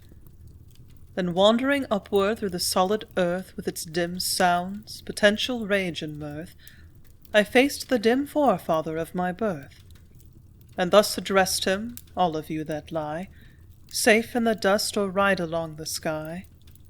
Lo, these and these and these, but where am I? The grasshopper may be called the poet of the insects. He has more hop for his size than any of the others. I'm very fond of watching him, especially of watching those two enormous beams of his that loom up on either side of his body. They have always seemed to me one of the great marvels of mechanics. By knowing how to use them, he jumps 40 times his own length. A man who could contrive to walk as well as any ordinary grasshopper does, and without half trying, could make 250 feet at a step. There is no denying, of course, that the man does it after his fashion, but he has to have a trolley to do it with. The man seems to prefer, as a rule, to use things outside to get what he wants inside. He has a way of making everything outside him serve him as if he had it on his own body, uses a whole universe every day without the trouble of always having to carry it around with him. He gets his will out of the ground and even out of the air. He lays hold of the universe and makes arms and legs out of it. If he wants at any time, for any reason, more body than he was made with, he has his soul reach out over or around the planet a little farther and draw it in for him. The grasshopper, so far as I know, does not differ from the man in that he has a soul and a body both, but his soul and body seem to be perfectly matched. He has his soul and body all on. It is probably the best and the worst that can be said of a grasshopper's soul, if he has one, that it is in his legs, that he really has his wits about him. Looked at superficially, or from the point of view of the next hop, it can hardly be denied that the body the human soul has been fitted out with is rather an inferior affair. From the point of view of any respectable or ordinarily well-equipped animal, the human body, the one accorded to the average human being in the great show of creation, almost looks sometimes as if God really must have made it as a kind of practical joke, in the presence of other animals, on the rest of us. It looks as if he had suddenly decided at the very moment he was in the middle of making a body for a man, that out of all the animals man should be immortal, and had let it go at that. With the exception of the giraffe and perhaps the goose or camel, and an extra fold or so in the hippopotamus, we are easily the strangest, the most unexplained-looking shape on the face of the earth. It is exceedingly unlikely that we are beautiful or impressive, at first at least, to anyone but ourselves. Nearly all the things we do with our hands and feet any animal on earth could tell us are things we do not do as well as men did once, or as well as we ought to do, or as well as we did when we were born. Our very babies are our superiors. The only defense we are able to make when we are arraigned before the bar of creation seems to be that while some of the powers we have exhibited have been very obviously lost, we have gained some very fine new and visible ones. We are not so bad, we argue, after all. Our nerves, for instance, the mentalized condition of our organs. And then, of course, there is the superior quality of our grey matter. When we find ourselves obliged to appeal in this pathetic way from the judgment of the brutes, or of those who, like them, insist on looking at us in the mere ordinary, observing, scientific, realistic fashion, we hint at our mysteriousness. A kind of mesh of mysticism there is in us. We tell them it cannot really be seen from the outside how well our bodies work. We do not put it in so many words, but what we mean is that we need to be cut up to be appreciated, or rather seen in the large, or in our more infinite relations. Our matter may not be very well arranged on us, perhaps, but we flatter ourselves that there is a superior, unseen, spiritual quality in it. It takes seers or surgeons to appreciate us, more of the sort, etc. In the meantime, no man can deny the way things look. Here we all are, with our queer, pale, little stretched-out legs and arms and things, floundering about on this earth without even our clothes on, covering ourselves as best we can. And what could really be funnier than a human body living before the great sun, under its frame of wood and glass, all winter and summer, strange and bleached-looking, like celery grown almost always under cloth, kept in the kind of cellar of cotton or wool it likes for itself, moving about or being moved about the way it is in thousands of queer, dependent, helpless-looking ways. The earth, we can believe, as we go up and down in it, is full of soft laughter at us. One cannot so much as go in swimming without feeling the fishes peeking around the rocks, getting their fun out of us in some still, underworld sort of way. We cannot help, a great many of us, feeling in a subtle way, strange and embarrassed in the woods. Most of us, it is true, manage to keep a look of being fairly at home on the planet by huddling up and living in cities. By dint of staying carefully away from other animals, keeping pretty much by ourselves, and whistling a good deal and making a great deal of noise called civilization, we keep each other in countenance after a fashion. But we really are the guys of the animal world, and when we stop to think of it and face the facts and see ourselves as the others see us, we cannot help acknowledging it. I, for one, rather like to and have it done with. It is getting to be one of my regular pleasures now, as I go up and down the world, looking upon the man's body, the little funny one that he thinks he has, and then stretching my soul and looking upon the one that he really has. When one considers what a man actually does, where he really lives, one sees very plainly that all he has been allowed is a mere suggestion or hint of a body, a sort of central nerve or ganglion for his real self. A seed or spore of infinity blown down on a star, held there by the grip apparently of nothing. A human body is pathetic enough, looked at in itself. There is something indescribably helpless and wistful and reaching out and incomplete about it. A body made to pray with, perhaps, one might say, but not for action. All that it really comes to, or is for, apparently, is a kind of light there is in it. But the sea is its footpath. The light that is in it is the same light that reaches down to the central fires of the earth. It flames upon heaven. Helpless and unfinished-looking as it is, when I look upon it, I have seen animals slinking to their holes before it, and worshipping or following the light that is in it. The great waters and the great lights flock to it, this beckoning and a prayer for a body which man has. I go into the printing room of a great newspaper. In a single flash of black and white, the press flings down the world for him.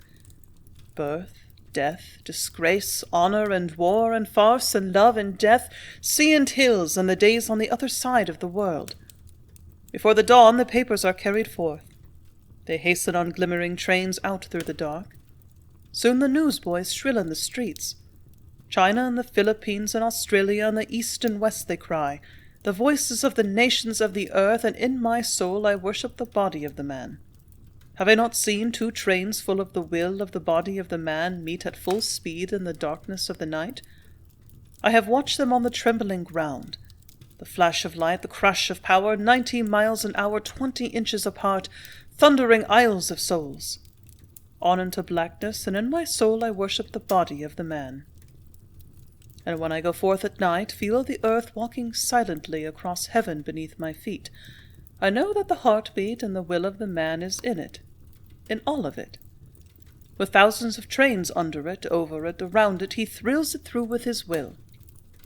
I no longer look, since I have known this, upon the sun alone, nor upon the countenance of the hills, nor feel the earth around me growing softly or resting in the light, lifting itself to live. One must look up to stars and beyond horizons to look in his face. Who was there, I have said, that shall trace upon the earth the footsteps of this body, all wireless telegraph and steel, or know the sound of its going?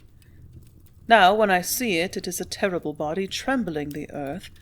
Like a low thunder it reaches around the crust of it, grasping it, and now it is a gentle body, O Signor Marconi. Swift as thought up over the hill of the sea, soft and stately as the walking of the clouds in the upper air. Is there any one today so small as to know where he is? I am always coming suddenly upon my body, crying out with joy like a child in the dark, and I am here too. Has the 20th century, I have wondered, a man in it who shall feel himself? And so it has come to pass, this vision I have seen with my own eyes. Man, my brother, with his mean, absurd, little unfinished body, going triumphant up and down the earth, making limbs of time and space. Who is there who has not seen it, if only through the peephole of a dream? The whole earth lying still and strange in the hollow of his hand, the sea waiting upon him. Thousands of times I have seen it, the whole earth with a look wrapped white and still in its ball of mist, the glint of the Atlantic on it, and in the blue places the vision of the ships. Between the seas and skies the shuttle flies. 7 sunsets long, tropic, deep, thousands sailed, half in waking, half in sleep.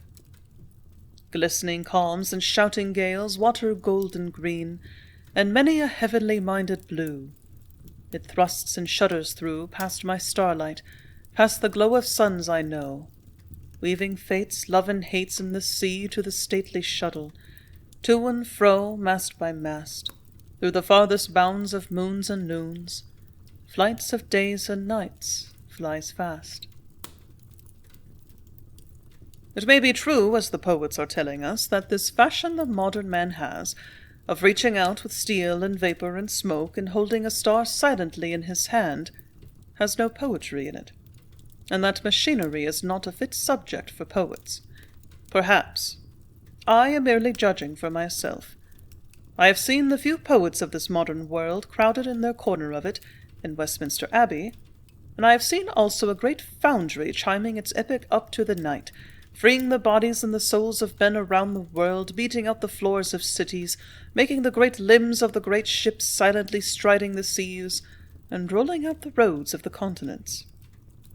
If this is not poetry, it is because it is too great a vision. And yet there are times I am inclined to think, when it brushes against us, against all of us, we feel something there. More than once I have almost touched the edge of it, and I have looked to see the man wondering at it. But he puts up his hands to his eyes, or he is merely hammering on something. Then I wish that someone would be born for him, and write a book for him, a book that should come upon the man and fold him in like a cloud, breathe into him where his wonder is. He ought to have a book that shall be to him like a whole age, the one he lives in, coming to him and leaning over him and whispering to him, "Rise, my son, and live. Dost thou not behold thy hands and thy feet?" The trains like spirits flock to him. There are days when I can read a timetable. When I put it back in my pocket it sings. In the timetable I carry in my pocket I enfold the earth. I have come to despise poets and dreams. Truths have made dreams pale and small. What is wanted now is some man who is literal enough to tell the truth. The idea of size.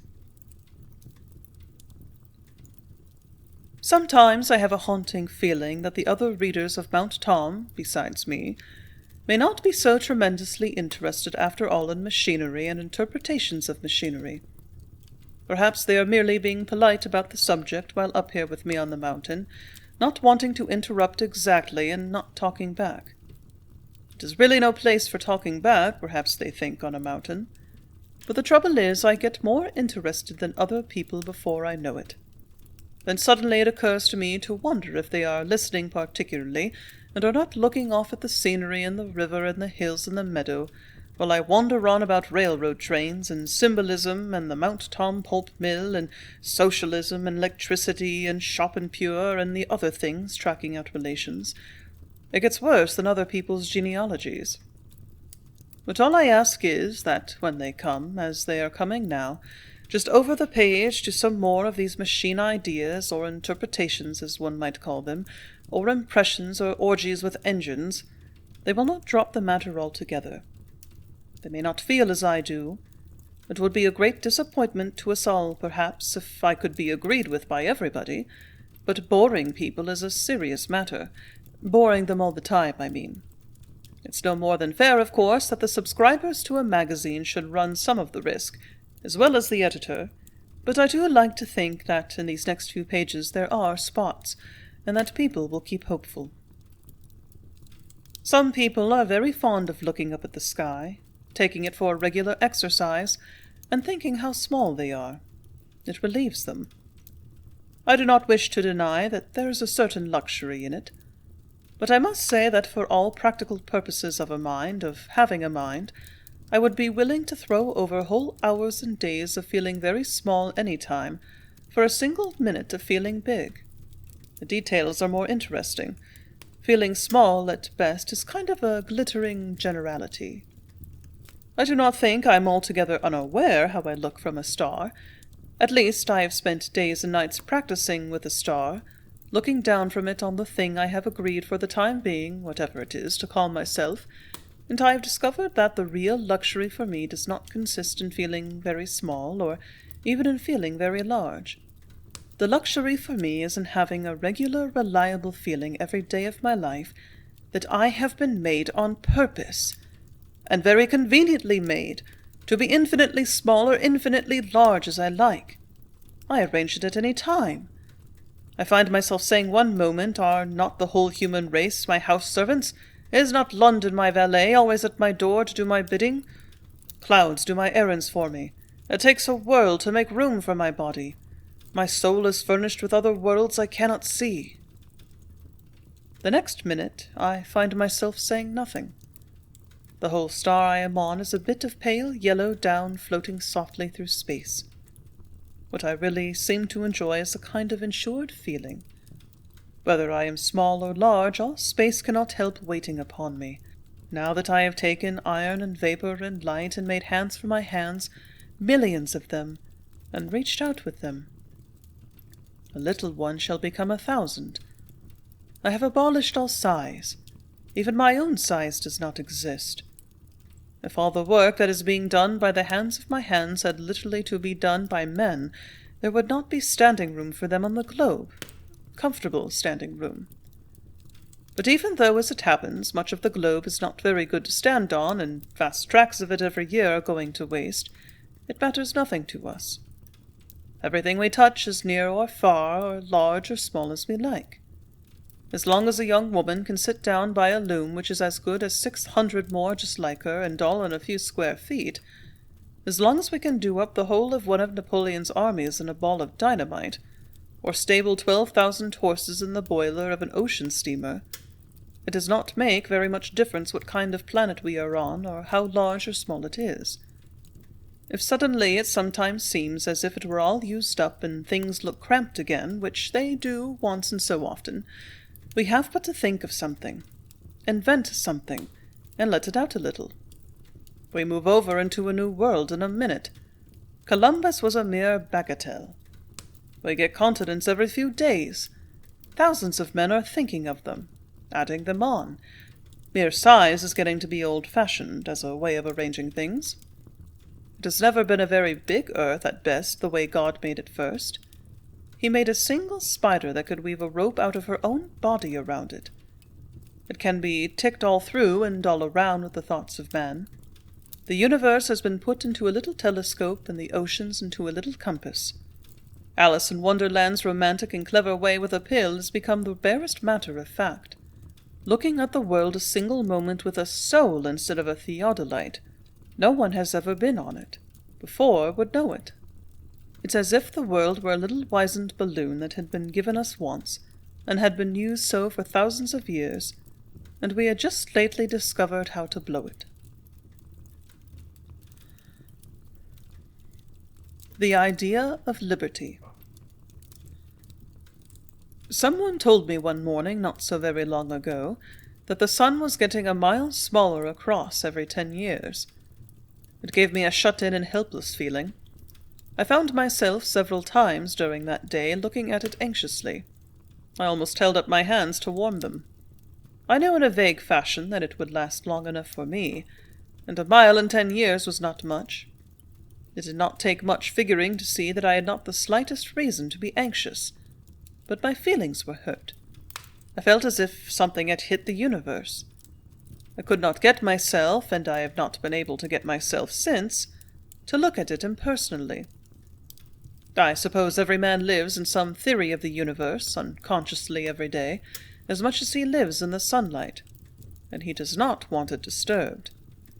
I have always felt safe before, and, what was a necessary part of safety with me, I have felt that history was safe, that there was going to be enough of it. I have been in the world a good pleasant while on the whole, tried it and got used to it, used to the weather on it, and used to having my friends hate me and my enemies turn on me and love me, and the other uncertainties. But all the time when I looked up at the sun and saw it, or thought of it down under the world, I counted on it. I discovered that my soul had been using it daily as a kind of fulcrum for all things. I helped God lift with it. It was obvious that it was going to be harder for both of us, a mere matter of time. I could not get myself used to the thought. Every fresh look I took at the sun peeling off mile after mile up there, as fast as I lived, flustered me, made my sky less useful to me, less convenient to rest in. I found myself trying slowly to see how this universe would look, what it would be like if I were the last man on it. Somebody would have to be. It would be necessary to justify things for him. He would probably be too tired and cold to do it, so I tried. I had a good deal of the same experience with Mount Pelee last summer. I resented being cooped up helplessly on a planet that leaked. The fact that it had leaked several thousand miles away and had made a comparatively safe hole for it out in the middle of the sea only afforded momentary relief. The hurt I felt was deeper than that. It could not be remedied by a mere applying long distances to it. It was underneath down in my soul. Time and space could not get at it. The feeling that I had been trapped in a planet somehow and that I could not possibly get off, the feeling that I had been deliberately taken body and soul without my knowing it and without ever my having been asked, and set down on a cooled-off cinder to live whether I wanted to or not, the sudden new appalling sense I had, that the ground underneath my feet was not really good and solid, and that I was living every day of my life just over a roar of great fire. That I was being asked, and everybody else, to make history and build stone houses and found institutions and things on the bare outside. The destroyed and ruined part of a ball that had been tossed out in space to burn itself up. The sense, on top of all this, that this dried crust I live on, or bit of caked ashes, was liable to break through suddenly at any time, and pour down the center of the earth on one's head did not add to the dignity, it seemed to me, or the self-respect of human life. You might as well front the facts, my dear youth. Look at Mount Pelee in the face, I tried to say coldly and calmly to myself. Here you are, set down helplessly among stars on a great round blue and green something all fire and wind inside. And it is all liable, this superficial crust or geological ice you are on, perfectly liable at any time or any place after this, to let through suddenly and dump all the nations and all ancient and modern history and you and your book into this awful ceaseless abyss of boiled mountains and stewed-up continents that is seething beneath your feet. It is hard enough, it seems to me, to be an optimist on the edge of this earth as it is, to keep on believing in people and things on it, without having to believe besides that the earth is a huge round swindle just of itself, going round and round through all heaven, with all of us on it, laughing at us. I felt chilled through for a long time after Mount Pelee broke out. I went wistfully about sitting in sunny and windless places trying to get warmed all summer, and it was not all in my soul. It was not all subjective. I noticed that the thermometer was caught the same way. It was a plain case enough, it seemed to me. The heater I lived on had let through, spilled out and wasted a lot of its fire, and the ground simply could not get warmed up after it.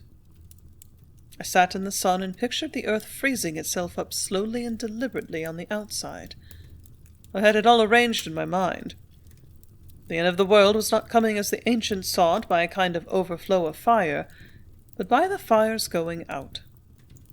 A mile off the sun every 10 years, this for the loss of outside heat, and volcanoes and things for the inside heat, And gradually, between being frozen under us and frozen over us, both sides at once, the human race would face the situation. We would have to learn to live together. Anyone could see that. The human race was going to be one long row sometime. Great nations of us and little ones all at last huddled up along the equator to keep warm, and just outside of this a little way it would be a perfectly empty star, all in a swirl of snowdrifts. I do not claim it was very scientific to feel in this way, but I've always had, ever since I can remember, a moderate or decent human interest in the universe as a universe, and I'd always felt as if the Earth had made, for all practical purposes, a sort of contract with the human race. And when it acted like this, cooled itself off all of a sudden in the middle of a hot summer,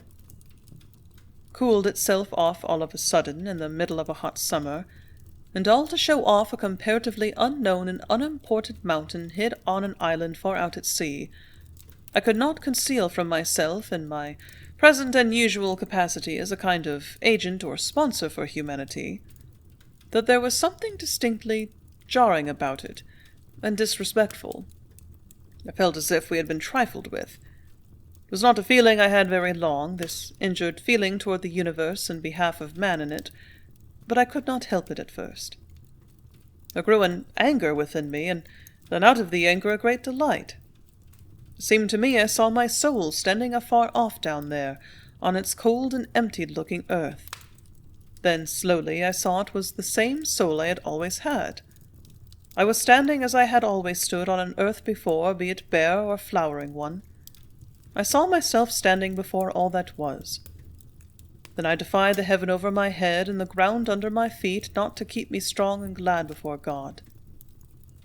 I saw that it mattered not to me of an earth how bare it was, or could be made to be. If the soul of a man could be kept burning on it, victory and gladness would be alive upon it. I fell to thinking of the man. I took an inventory down in my being of all that the man was, of the might of the spirit that was in him.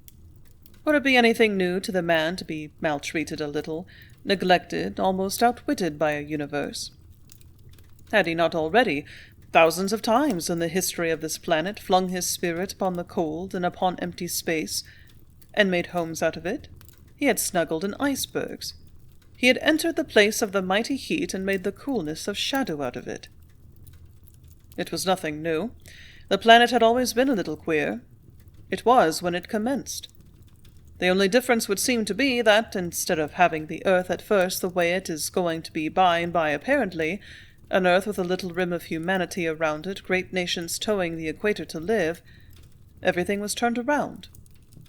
All the young nations might have been seen any day crowded around the ends or tips of the earth to keep from falling into the fire that was still at work on the middle of it, finishing it off and getting it ready to have things happen on it. Boys might have been seen almost any afternoon in those early days, going out to the North Pole and playing duck on the rock to keep from being too warm. It is a mere matter of opinion or of taste, the way a planet acts at any given time. Now it is one way, and now another, and we do as we like. I do not pretend to say in so many words that if the sun grew feeble, just what man would do down in his snowdrifts, but I know he would make some kind of summer out of them. One cannot help feeling that if the sun went out, it would be because he wanted it to, had arranged something, if nothing but a good bit of philosophy. It is not likely that the man has defied the heavens and the earth all these centuries for nothing. The things they have done against him have been the making of him. And he found this same sun we are talking about in the earliest days of all was a sun that kept running away from him and left him in a great darkness half of every day he lived. He knew what to do. Every time that heaven has done anything to him, he has had his answer ready. The man who finds himself on a planet that is only lighted part of the time is merely reminded that he must think of something. He digs light out of the ground and glows up the world with her own sap. When he finds himself living on an earth that can only be said to be properly heated a small fraction of the year, he makes the earth to burn itself and keep him warm. Things like this are small to us. We put coal through a desire and take the breath out of its dark body and put it in pipes, and cook our food with poisons. We take water and burn it into air, and we telegraph boilers, and flash mills around the earth on poles. We move vast machines with a little throb like light. We put a street on a wire. Great crowds in great cities, whole blocks of them, are handed along day and night like dots and dashes in telegrams. A man cannot be stopped by a breath. We save a man up in his own whisper hundreds of years when he is dead. A human voice that reaches only a few yards makes thousands of miles of copper talk. Then we make the 1,000 miles talk without the copper wire. We stand on the shore and beat the air with a thought thousands of miles away, make it whisper for us to ships. One need not fear for a man like this, a man who has made all the earth a deed, an action of his own soul, who has thrown his soul at last upon the waste of heaven and made words out of it. One cannot but believe that a man like this is a free man.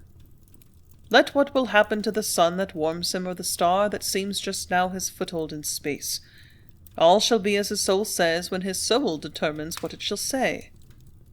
Fire and wind and cold when his soul speaks, and invisibility itself and nothing are his servants. The vision of a little helpless human race huddled in the tropics saying its last prayers, the vision of all the great peoples of the earth squeezed up into Esquimaux, and furs up to their eyes, stamping their feet on the equator to keep warm, is merely the sort of vision that one set of scientists gloats on giving us. One needs but to look for what the other set is saying. It has not time to be saying much, but what it practically says is, let the sun wisen up if it wants to. There will be something. Somebody will think of something. Possibly we are outgrowing suns. At all events, to a real man, any little accident or bruise to the planet he's on is a mere suggestion of how strong he is. Some new beautiful impossibility, if the truth were known, is just what we were looking for.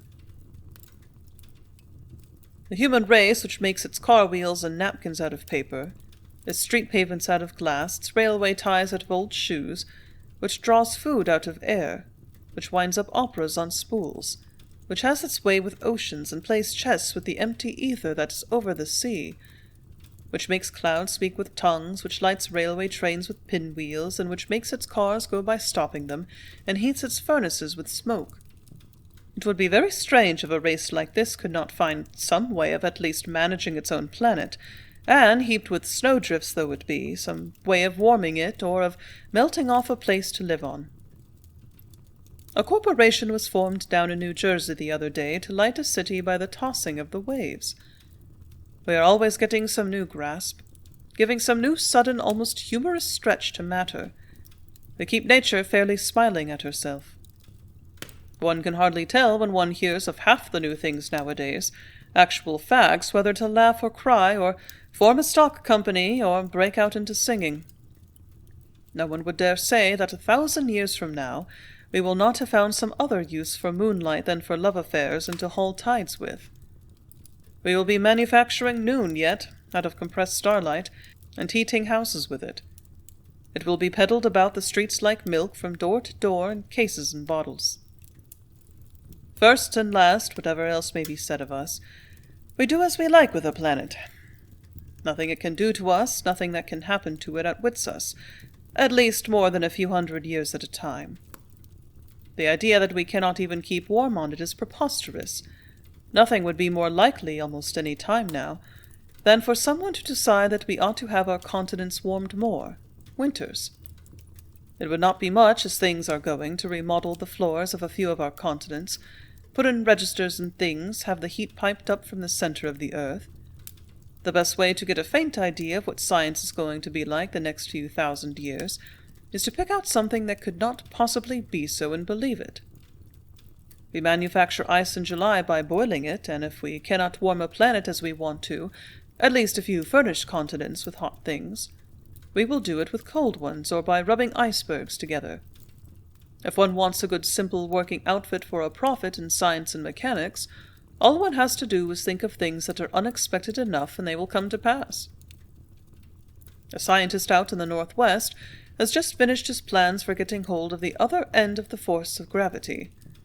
The general idea is to build a sort of tower or flagpole on the planet, something that reaches far enough out over the edge to get an underhold, as it were, grip hold of the force of gravity where it works backwards.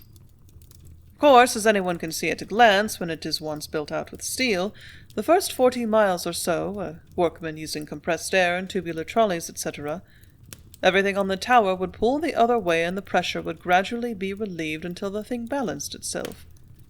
When completed, it could be used to draw down electricity from waste space, which has as much as everybody on this planet could ever want and more.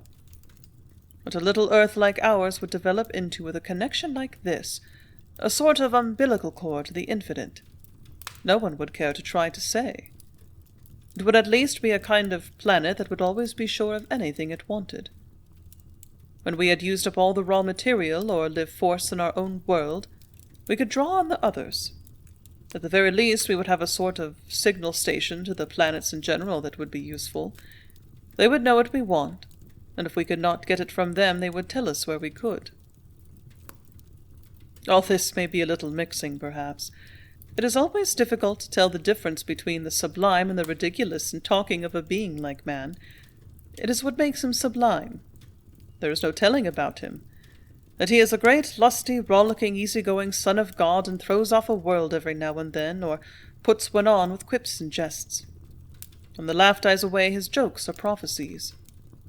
It behooves us, therefore, to walk softly, you and I, gentle reader, while we are here with him, while this dear, gentle ground is still beneath our feet.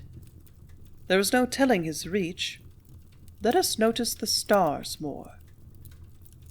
In the meantime, it does seem to me that a comparatively simple affair like this one single planet need not worry us much. I still keep seeing it, I cannot help it, I always keep seeing it, eternities at a time, warm, convenient, and comfortable, the same old green and white with all its improvements on it, whatever the sun does. And above all, I keep seeing the man on it, full of defiance and of love and worship, being born and buried, the little great man, running about, strutting, flying through space on it, all his interests and his loves wound about it like clouds, but beckoning to worlds as he flies. And whatever the man does with the other worlds or with this one, I always keep seeing this one, the same old stand or deck in eternity, for praying and singing and living, it always was. Long after I am dead, O dear little planet, least and furthest breath that is blown on thy face, my soul flocks to you, rises around you, and looks back upon you and watches you down there in your round white cloud, rowing faithfully through space. The idea of immortality. If I had never thought of it before, and someone were to come around to my study tomorrow morning and tell me that I was immortal, I am not at all sure that I would be attracted by it.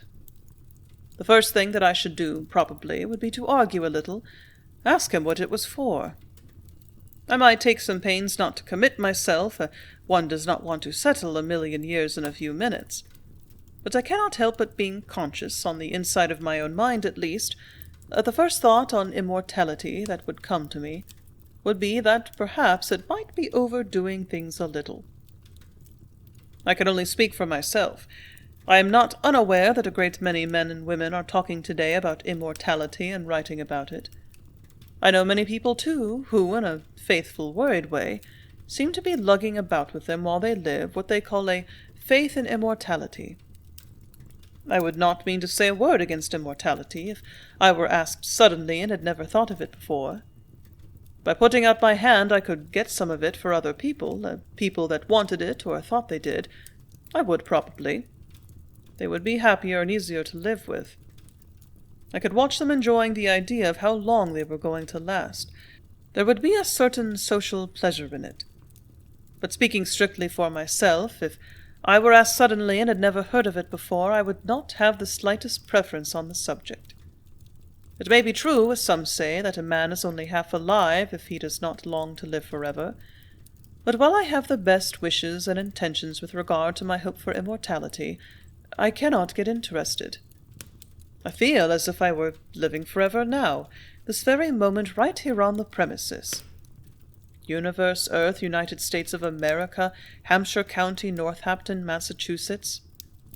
I feel infinitely related every day and hour and minute of my life to an infinite number of things. As for joggling God's elbow or praying to him or any such thing as that, under the circumstances, and begging him to let me live forever, it always seems to me, I've done it sometimes and I was very tired, as if it were a way of denying him to his face. How a man who is literally standing up to his soul's eyes and to the tops of the stars in the infinite, who can feel the eternal throbbing through the very pores of his body, can so far lose his sense of humor in a prayer, his reverence in it, as to put up a petition to God to live forever, I entirely fail to see. I always feel as if I had stopped living forever, to ask him. I have travelled in the blaze of a trolley car when all the world was asleep, and have been shot through still country fields in the great blackness. All things that were, it seemed to my soul, were snuffed out. It was as if all the earth had become a whir in a bit of light, had dwindled away to a long plunge or roll and roar through nothing. Slowly, as I came to myself, I said, "Now I will try to realize motion. I will see if I can know." I spread my soul about me. Ties flying under my feet, black poles picked out with lights flapping ghost-like past windows, voices of wheels over and under, the long, dreary waver of something that sounds when the car stops and which feels like taking gas, the semi-confidential, semi-public talk of the passengers, the sudden collision with silence they come to when the car halts. All these. Finally, when I look up, everyone has slipped away. Then I find my soul spreading further and further. The great night, silent and splendid, builds itself over me. The night is a crowded time to travel. Car almost to oneself, nothing but a few whirls of light and a conductor for company. The long monotone of miles, miles flying beside me and above and around and beneath. All this shadowed world to belong to dwell in, to pick out with one's soul from darkness. "Here am I," said as the roar tightened once more, and gripped on its awful wire and glowed through the blackness. "Here I am in infinite space, I and my bit of glimmer. Worlds fall about me. The very one I am on and stamp my feet on to know it is there falls and plunges with me out through deserts of space, and stars I cannot see have their hand upon me and hold me." No one would deny that the idea of immortality is a well-meaning idea, and pleasantly inclined and intended to be appreciative of a god, but it does seem to me that it is one of the most absent-minded ways of appreciating him that could be conceived. I am infinite at 88 High Street. I have all the immortality I can use without going through my own front gate. I have but to look out a window. There is no denying that Mount Tom is convenient, and as a kind of soul stepping-stone or horse-block to the infinite, the immeasurable and immortal, a mountain may be an advantage perhaps, and make some difference. But I must confess that it seems to me that in all times and in all places, a man's immortality is absolutely in his own hands. His immortality consists in his being in an immortally related state of mind.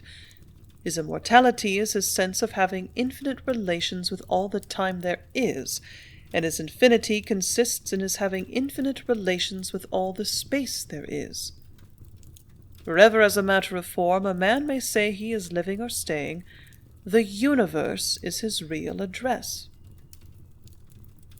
I have been at sea, lain with a board over me out in the wide night and looked at the infinite through a porthole. Over the edge of the swash of a wave I have gathered in oceans and possessed them. Under my board in the night I have lain still, with the whole earth and mastered it in my heart, shared it until I could not sleep with the joy of it, the great ship with all its souls throbbing a planet through me and chanting it to me. I thought to my soul, "Where art thou?" And I looked upon myself as if I were a god looking down on myself and upon the others, and upon the ship and upon the waters.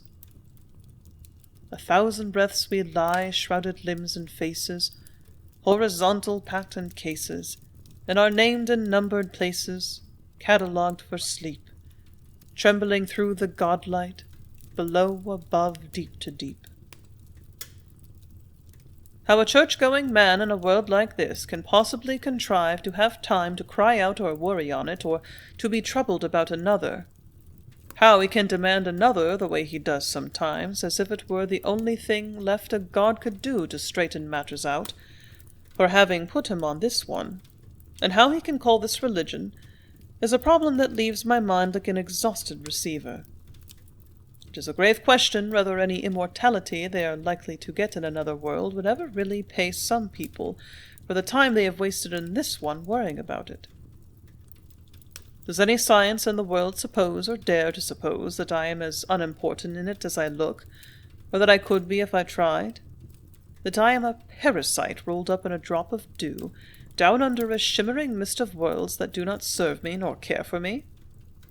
I swear daily that I am not living, and that I will not and cannot live underneath a universe, with a little horizon or a teacup of space set down over me. The whole sky is the tool of my daily life. It belongs to me, and I to it. I have said to the heavens that they shall hourly minister to me, to the uses of my spirit and the needs of my body.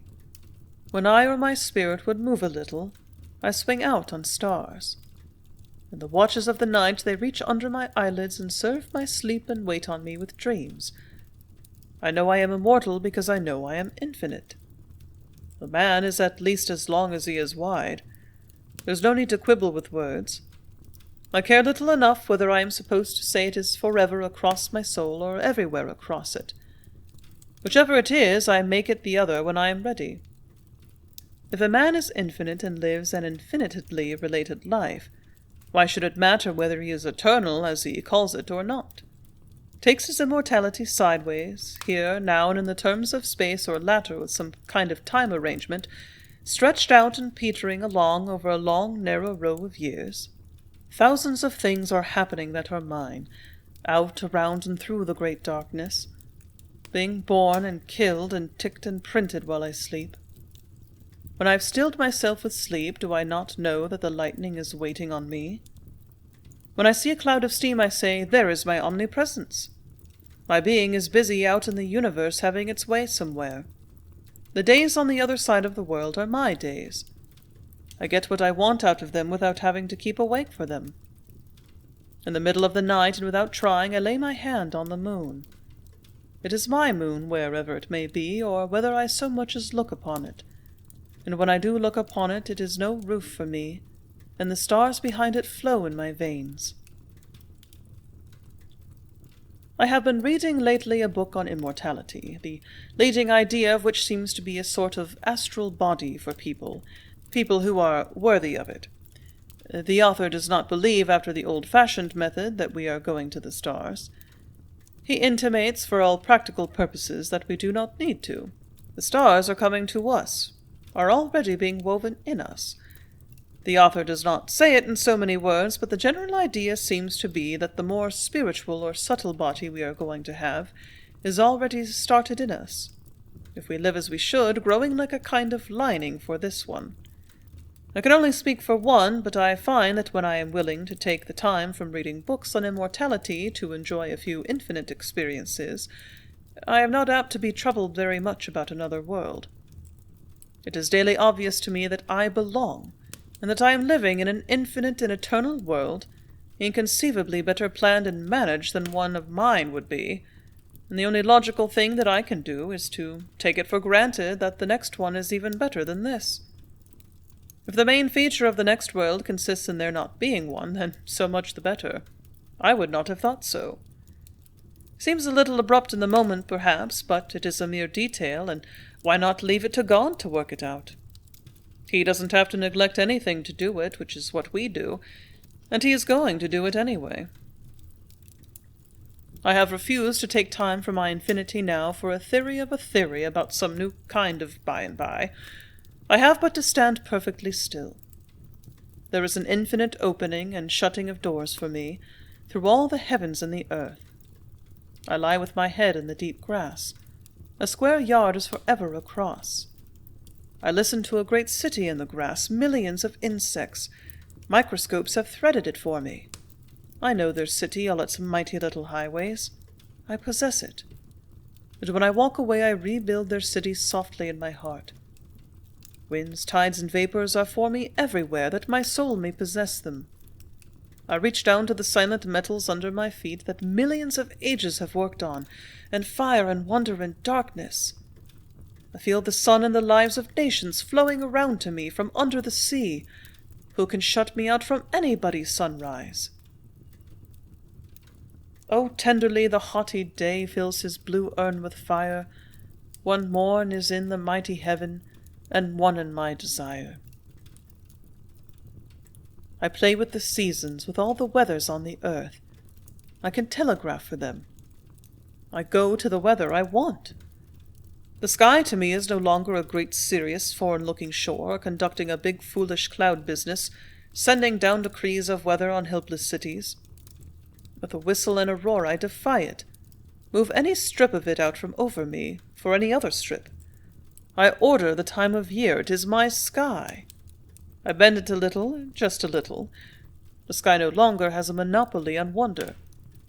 With the hands of my hands, my brother and I have made an earth that can answer a sky back, that can commune with the sky. The soul at last guesses at its real self. It reaches out and dares. Men go about singing with telescopes. I do not always need to lift my hands to a sky and pray to it now. I am related to it. With the hands of my hands I work with it. I say, I in the sky, and I say, I in the earth. We are immortal because we are infinite. We have reached over with the hands of our hands. They are praying a stupendous prayer, a kind of God's prayer. God's hand has been grasped, vaguely, wonderfully out in the dark. No longer is the joy of the universe to a man one of his great solemn solitary joys. The sublime itself is a neighborly thought. God's machine up there and the machines of man have signaled each other.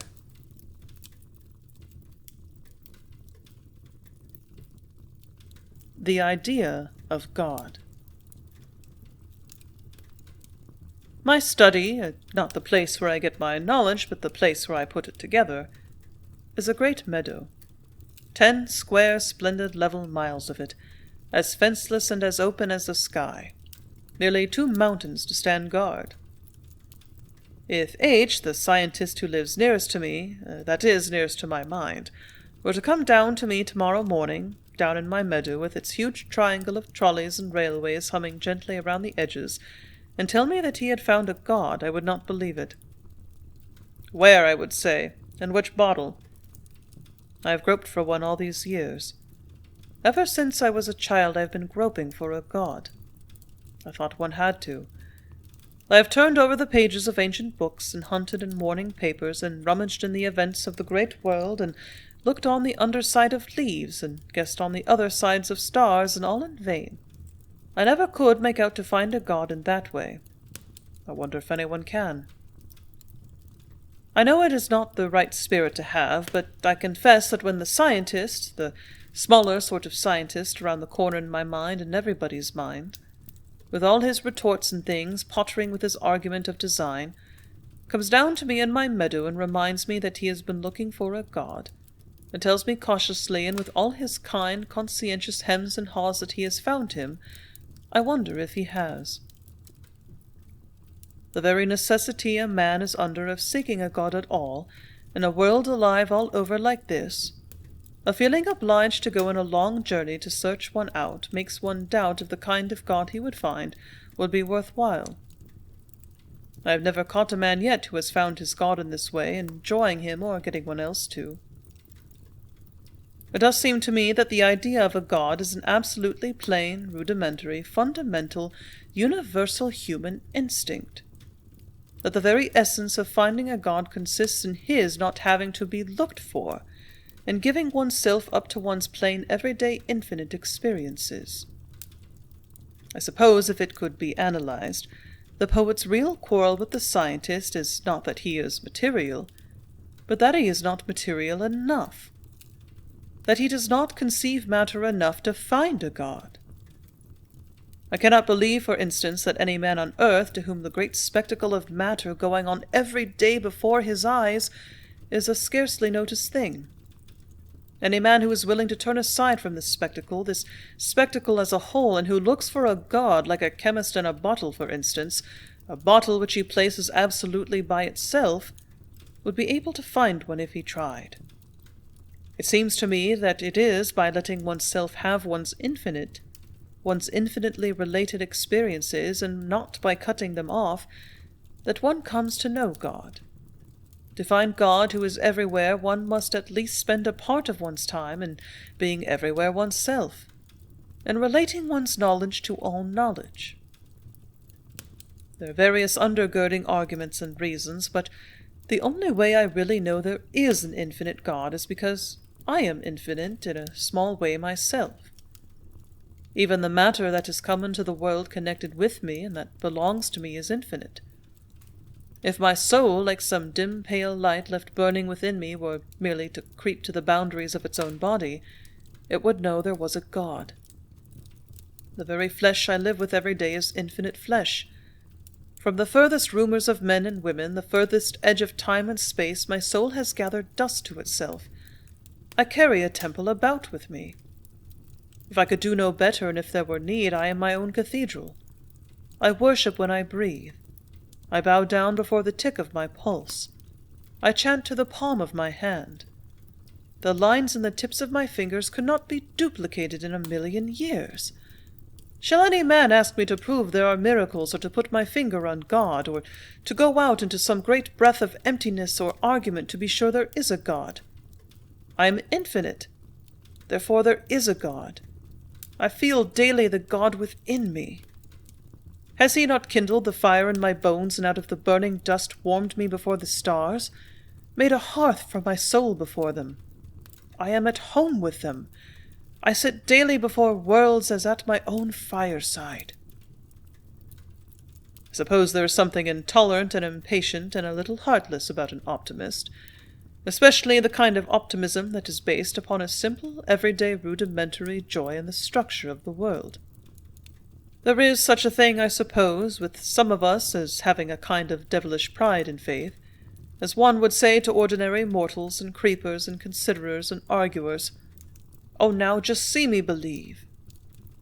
We are like boys taking turns jumping in the great vacant lot, seeing which can believe the furthest. We need to be reminded that a man cannot simply bring a little brag to God about his world and make a religion out of it. I do not doubt in the least, as a matter of theory, that I have the wrong spirit, sometimes, toward the scientific man who lives around the corner of my mind. It seems to me he is always suggesting important-looking, unimportant things. I have days of sympathizing with him, of rolling his great, useless, heavy, empty pack up upon my shoulders and strapping it there, but before I know it, I'm off. I throw it away or melt it down into a tablet or something, put it in my pocket. I walk jauntily before God. And the worst of it is, I think he intended me to. I think he intended me to know and to keep knowing daily what he has done for me and is doing now out in the universe, and what he has made me to do. I also am a God. From the first time I saw the sun, I have been one daily. I have performed daily all the homelier miracles and all the common functions of a God. I have breathed the invisible into my being. Out of the air of heaven I have made flesh. I have taken earth from the earth and burned it within me and made it into prayers and into songs. I have said to my soul, to eat is to sing. I worship all over. I am my own sacrament. I lay before God nights of sleep, and the delight and wonder of the flesh I render back to him again, daily, as an offering in his sight. And what is true of my literal body, of the joy of my hands and my feet, is still more true of the hands of my hands. When I wake in the night and send forth my thought upon the darkness, and track out my own infinity in it, feel my vast body of earth and sky reaching around me, all telegraphed through with thought and floored with steel, I may have to grope for a God a little, I do sometimes, but I do it with loud cheers. I sing before the door of heaven, if there is a heaven, or needs to be a heaven. When I look upon the glory of the other worlds, has not science itself told me they are a part of me, and I a part of them? Nothing as that would not be different without something else. My thoughts are ticking through the clouds, and the great sun itself is creeping through me daily down in my bones. The steam cloud hurries for me on 100 seas. I turn over in my sleep at midnight and lay my hand on the noon. and when I have slept and walk forth in the morning, the stars flow in my veins. Why should a man dare to whine? Why not at me, I have said to man my brother. If you cannot sing to me, do not interrupt me. Let him sing to me, who sees the watching of the stars above the day, who hears the singing of the universe on its way. Through all the night, who outfaces skies, outsings the storms whose soul has roamed, infinite home through tents of space, his hand in the dim great hand that forms all wonder.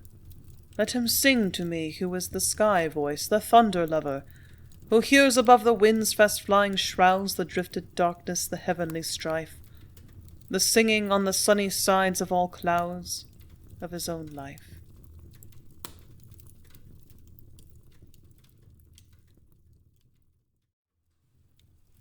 The idea of the unseen and intangible. An ode to the unseen.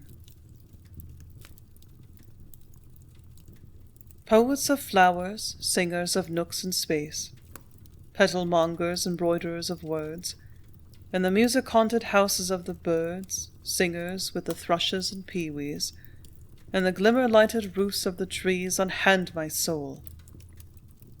Buds with singing in their hearts, birds with blooms upon their wings, all the wandering whispers of delight, the near familiar things.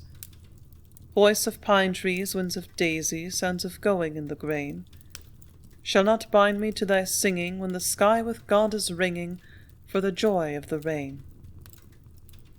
Sea and star and hill and thunder, dawn and sunset, noon and night, all the vast processional of the wonder, where the worlds are, where my soul is, where the shining tracks are for the spirit's flight. Lift thine eyes to these from the haunts of dewdrops, hollows of the flowers, caves of bees that sing like thee. Only in their bowers from the stately growing cities, to the infinite windless eaves of the stars, from the dainty music of the ground, the dim innumerable sound of the mighty sun, creeping in the grass, softest stir of his feet where they go far and slow on their immemorial beat, of buds and seas, and all the gentle and holy needs of flowers, to the old eternal ground of the going of his might, above the confines of the dark, odors and winds and showers, day and night, above the dream of death and birth, flickering east and west, boundaries of a shadow of an earth where he wheels and soars and plays in illimitable light, sends the singing of the stars upon their ways, and on each and every world, when the little shadow for its little sleep is furled, pours the days.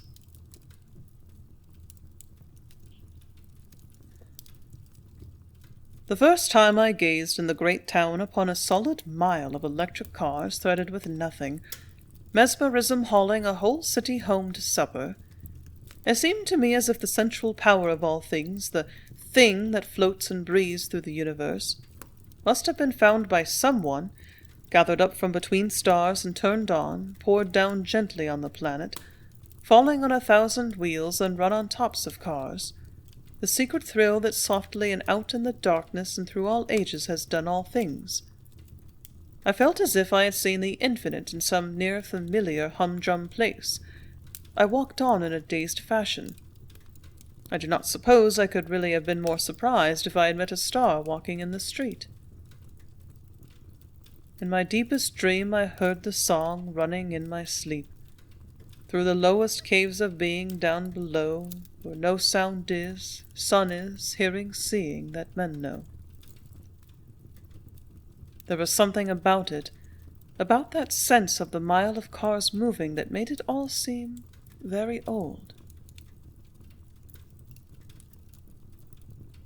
An Ode to the Lightning. Before the first new dust of dream God took, for making man and hope and love in graves had kindled to its fate, before the floods had folded round the hills, before the rainbow born of cloud had taught the sky its tints, the lightning minstrel was, the cry of vague to vague, the chaos voice that rolled and crept from out of the pale bewildered wonder stuff that wove the worlds, before the hand had stirred that touched them, while still hinged on nothing, dim and shapeless thing, and clouds with groping sleep upon their wings floated and waited. Before the winds had breathed the breath of life, or blown from wastes of space to earth's creating place, the souls of seeds and ghosts of old dead stars the lightning spirit willed. Their feet with wonder should be thrilled, primal fire of all desire, that leaps from men to men, brother of suns, and all the glorious ones that circle skies. He flashed to these the night that brought the birth, the vision of the place, and raised his awful face to all their glittering crowds, and cried from where it lay, a tiny ball of fire and clay, in swaddling clothes of clouds, "Behold the earth." O heavenly feet of the hot cloud, bringer of the garnered airs, herald of the shining rains, looser of the locked and lusty winds from their misty caves, opener of the thousand gloried doors twixt heaven and heaven's heaven, O thou whose play men make to do their work, why do their work, and call from holidays of space sojourns of suns and moons, and lock to earth, why lock to earth? That the dead face may flash across the seas, the cry of the newborn babe be heard around the world. Ah me, and the click of lust, and the madness, and the gladness, and the ache of dust, dust. An Ode to the Telegraph Wires. The song the world sang laying the Atlantic cable. The mortal wires of the heart of the earth I sing, melted and fused by men, that the immortal fires of their souls should fling to eaves of heaven and caves of sea, and God himself in farthest hills and dimmest bounds of sense, the flame of the creature's ken, the flame of the glow of the face of God upon the face of men. When singing wires along their thousand airy aisles, feet of birds and songs of leaves, and glimmer of stars and dewy eves, see singing wires along their thousand slimy miles, shadowy deeps, unsun steeps, beating in their awful caves to mouthing fish and bones and weeds unfurled, deserts of waves, the heartbeat of this upper world, infinite blue, infinite green, infinite glory of the ear ticking its passions through, infinite fear, ooze of storm, sodden and slanting wrecks, the forever untrodden decks of death, ever the seething wires on the floors of the world below the last locked fast water-darkened doors of the sun, lighting the awful signal fires of our speechless vast desires.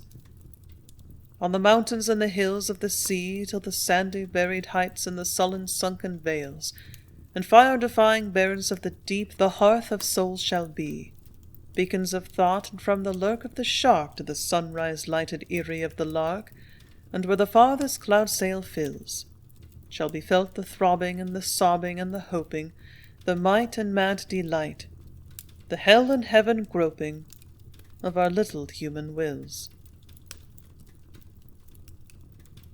An Ode to the Wireless. The prayer of man throughout all the years in which the sky telegraph would not work.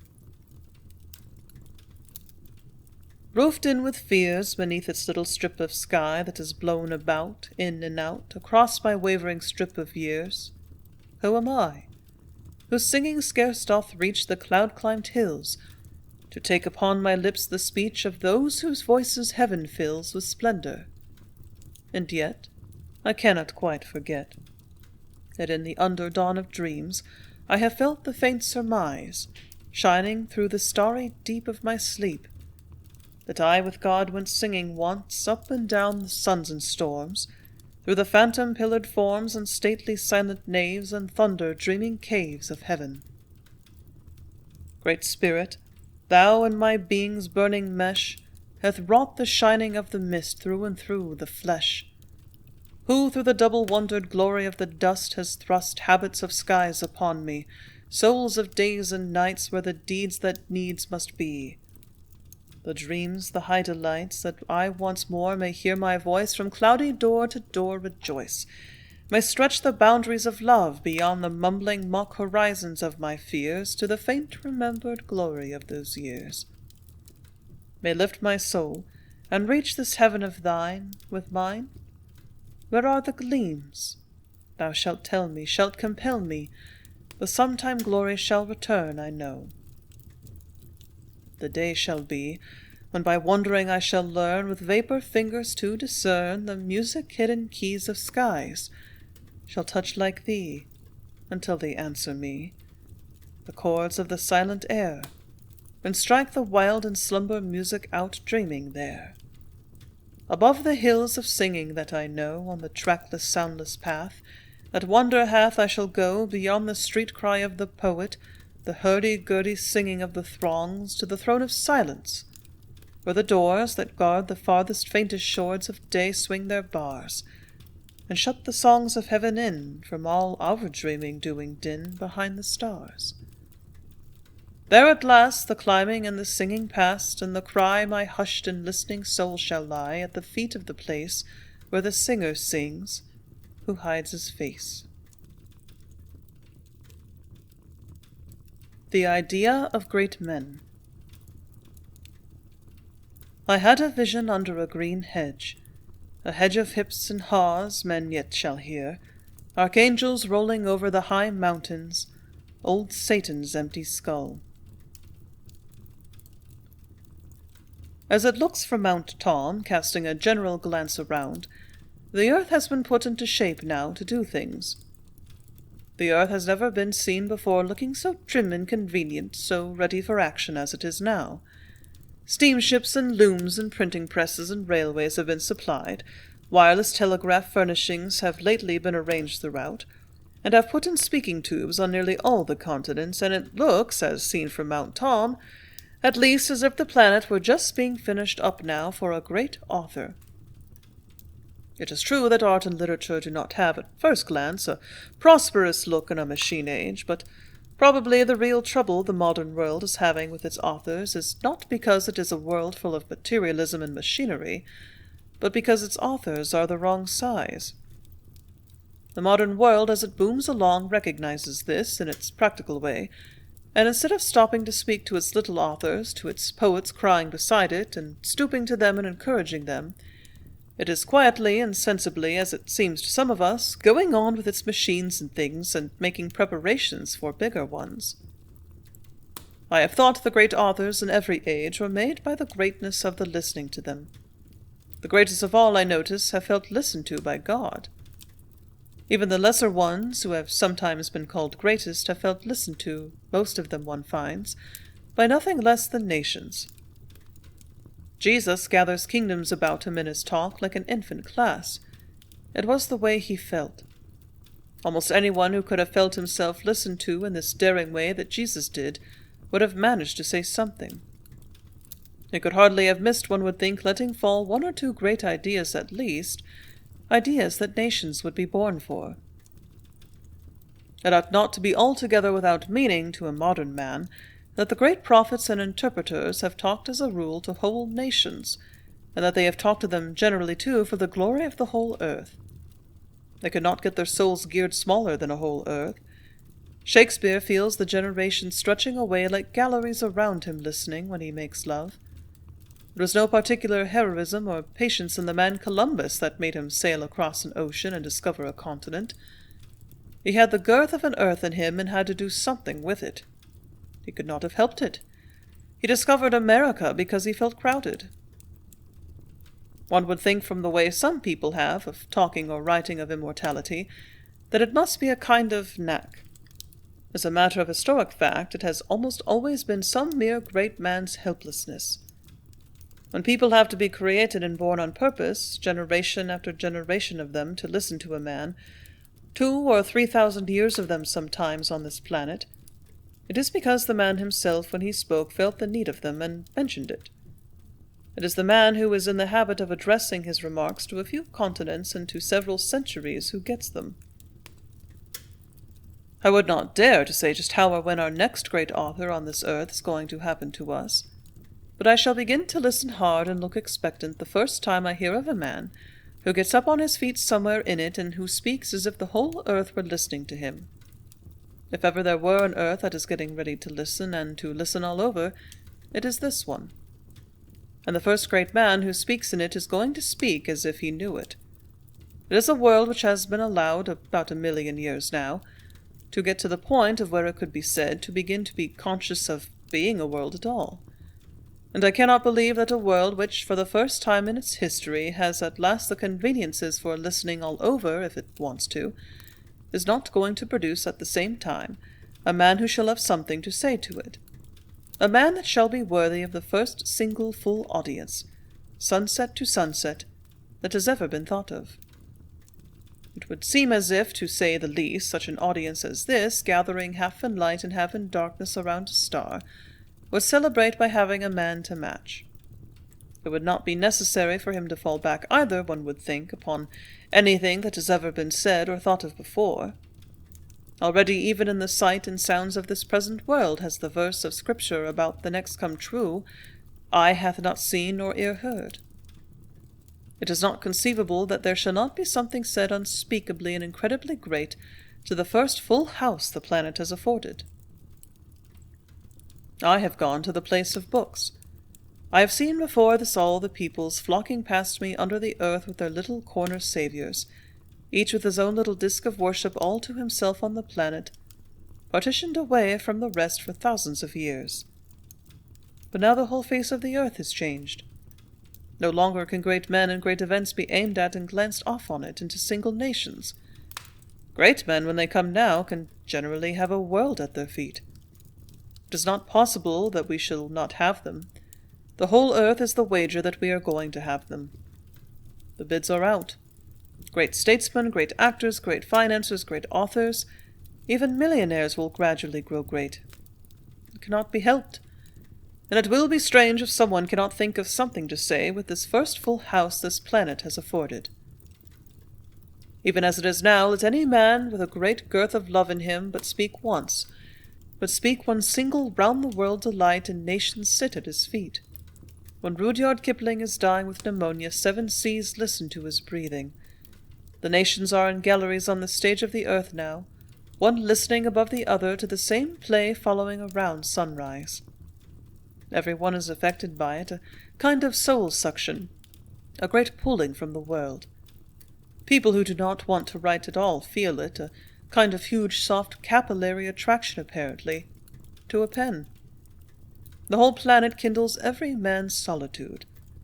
Continents are bellows for the glow in him, if there is any.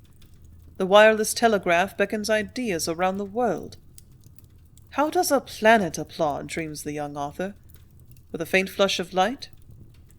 One would like to be liked by it, speak one's little piece to it. When one was through, one could hear the soft hurrah through space. I wonder sometimes that in this presence I ever could have thought or had times of thinking it was a little or a lonely world to write in, to flicker out thoughts in. When I think of what a world it was that came to men once, and the world that waits around me, all around all of us now, I do like to mention it. When many years ago as a small boy I was allowed for the first time to open the little inside door in the paddle box of a great side-wheel steamer and watched its splendid thrust on the sea, I did not know why it was that I could not be called away from it, or why I stood and watched hour after hour unconscious before it, the thunder and the foam piling up upon my being. I have guessed it now. I watch the drive wheel of an engine now as if I were tracking out at last the last secret of loneliness. I face time and space with it.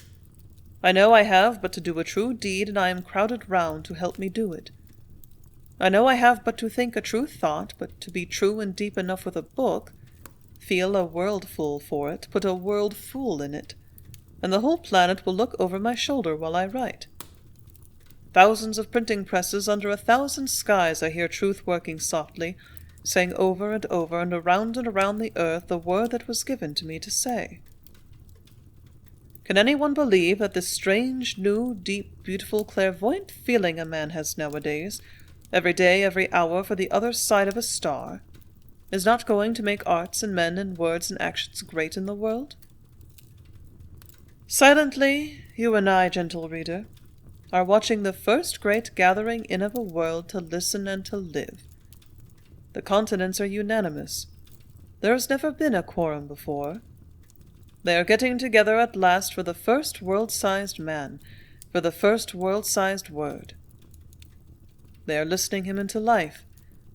It is really getting to be a planet now, a whole completed, articulated, furnished, live-through, love-through star, from sun's end to sun's end. One sees the sign on it. To let, to any man who really wants it.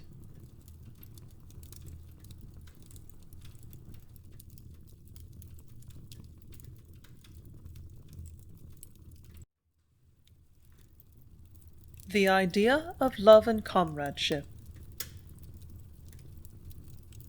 Ever there comes an onward phrase to me, of some transcendent music I have heard, no piteous thing by soft hands dulcimered, no trumpet crash of blood-sick victory, but a glad strain of some still symphony that no proud mortal touch has ever stirred.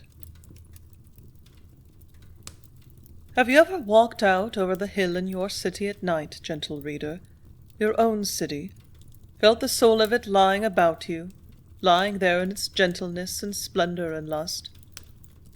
Have you never felt as you stood there that you had some right to it, some right way down in your being, that all this haze of light and darkness, all the people in it, somehow really belong to you? We do not exactly let our souls say it, at least out loud. But there are times when I have been out in the street with the others, when I have heard them, heard our souls, that is, all softly trooping through us, saying it to ourselves. Oh, to know, to be utterly known one moment, to have, if only for 1 second, 20,000 souls for a home, to be gathered around by a city, to be sought out and haunted by some one great all love wants, streets and silent houses of it. I go up and down the pavements, reaching out into the days and nights of the men and women. Perhaps you have seen me, gentle reader, in the great street, in the long, slow shuffle with the others. And I have said to you, though I did not know it, did you not call to me? Did you hear anything? I think it was calling. I think it was I calling to you. I have sat at the feet of cities. I have swept the land with my soul. I have gone about and looked upon the face of the earth. I have demanded of smoking villages sweeping past, and of the mountains, and of the plains, and of the middle of the sea, where are those that belong to me? Will I ever travel near enough, far enough? I have gone up and down the world, seen the countless men and women in it, standing on either side of their abyss of circumstance, beckoning and reaching out.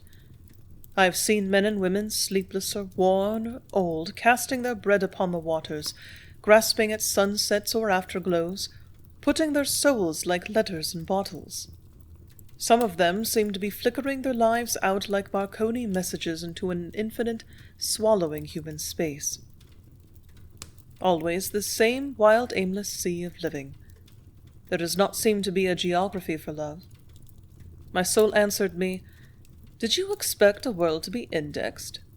Life is steered by a wind, blossoms and cyclones and sunshine, and you and I all blundering along together. Let every seed swell for itself, the universe has said, in its first fine careless rapture. God is merely having a good time. Why should I go up and down a universe crying through it, 'Where are those that belong to me?' I have looked at the stars, swung out at me, and they have not answered. And now when I look at the men, I have seemed to see them. Every man is a kind of dull mite, rushing his hands before him, hinged on emptiness. You are alone, the heart hath said. Get up and be your own brother. The world is a great who cares. But when, in the middle of a deep, helpless sleep, tossed on the wide waters, I waken a ship, feel it trembling all throughout there with my brother's care for me, I know that this is not true. Around sunsets, out through the great dark, I find myself saying, He has reached over and held me. Out here on this high hill of water, under the slow touching sky, I sleep. Sometimes I do not sleep. I lie awake silently and feel gathered around. I wonder if I could be lonely if I tried. I touch the button by my pillow. I listen to great cities tending me. I have found all the earth paved or carpeted, or hung or thrilled through with my brother's thoughts for me.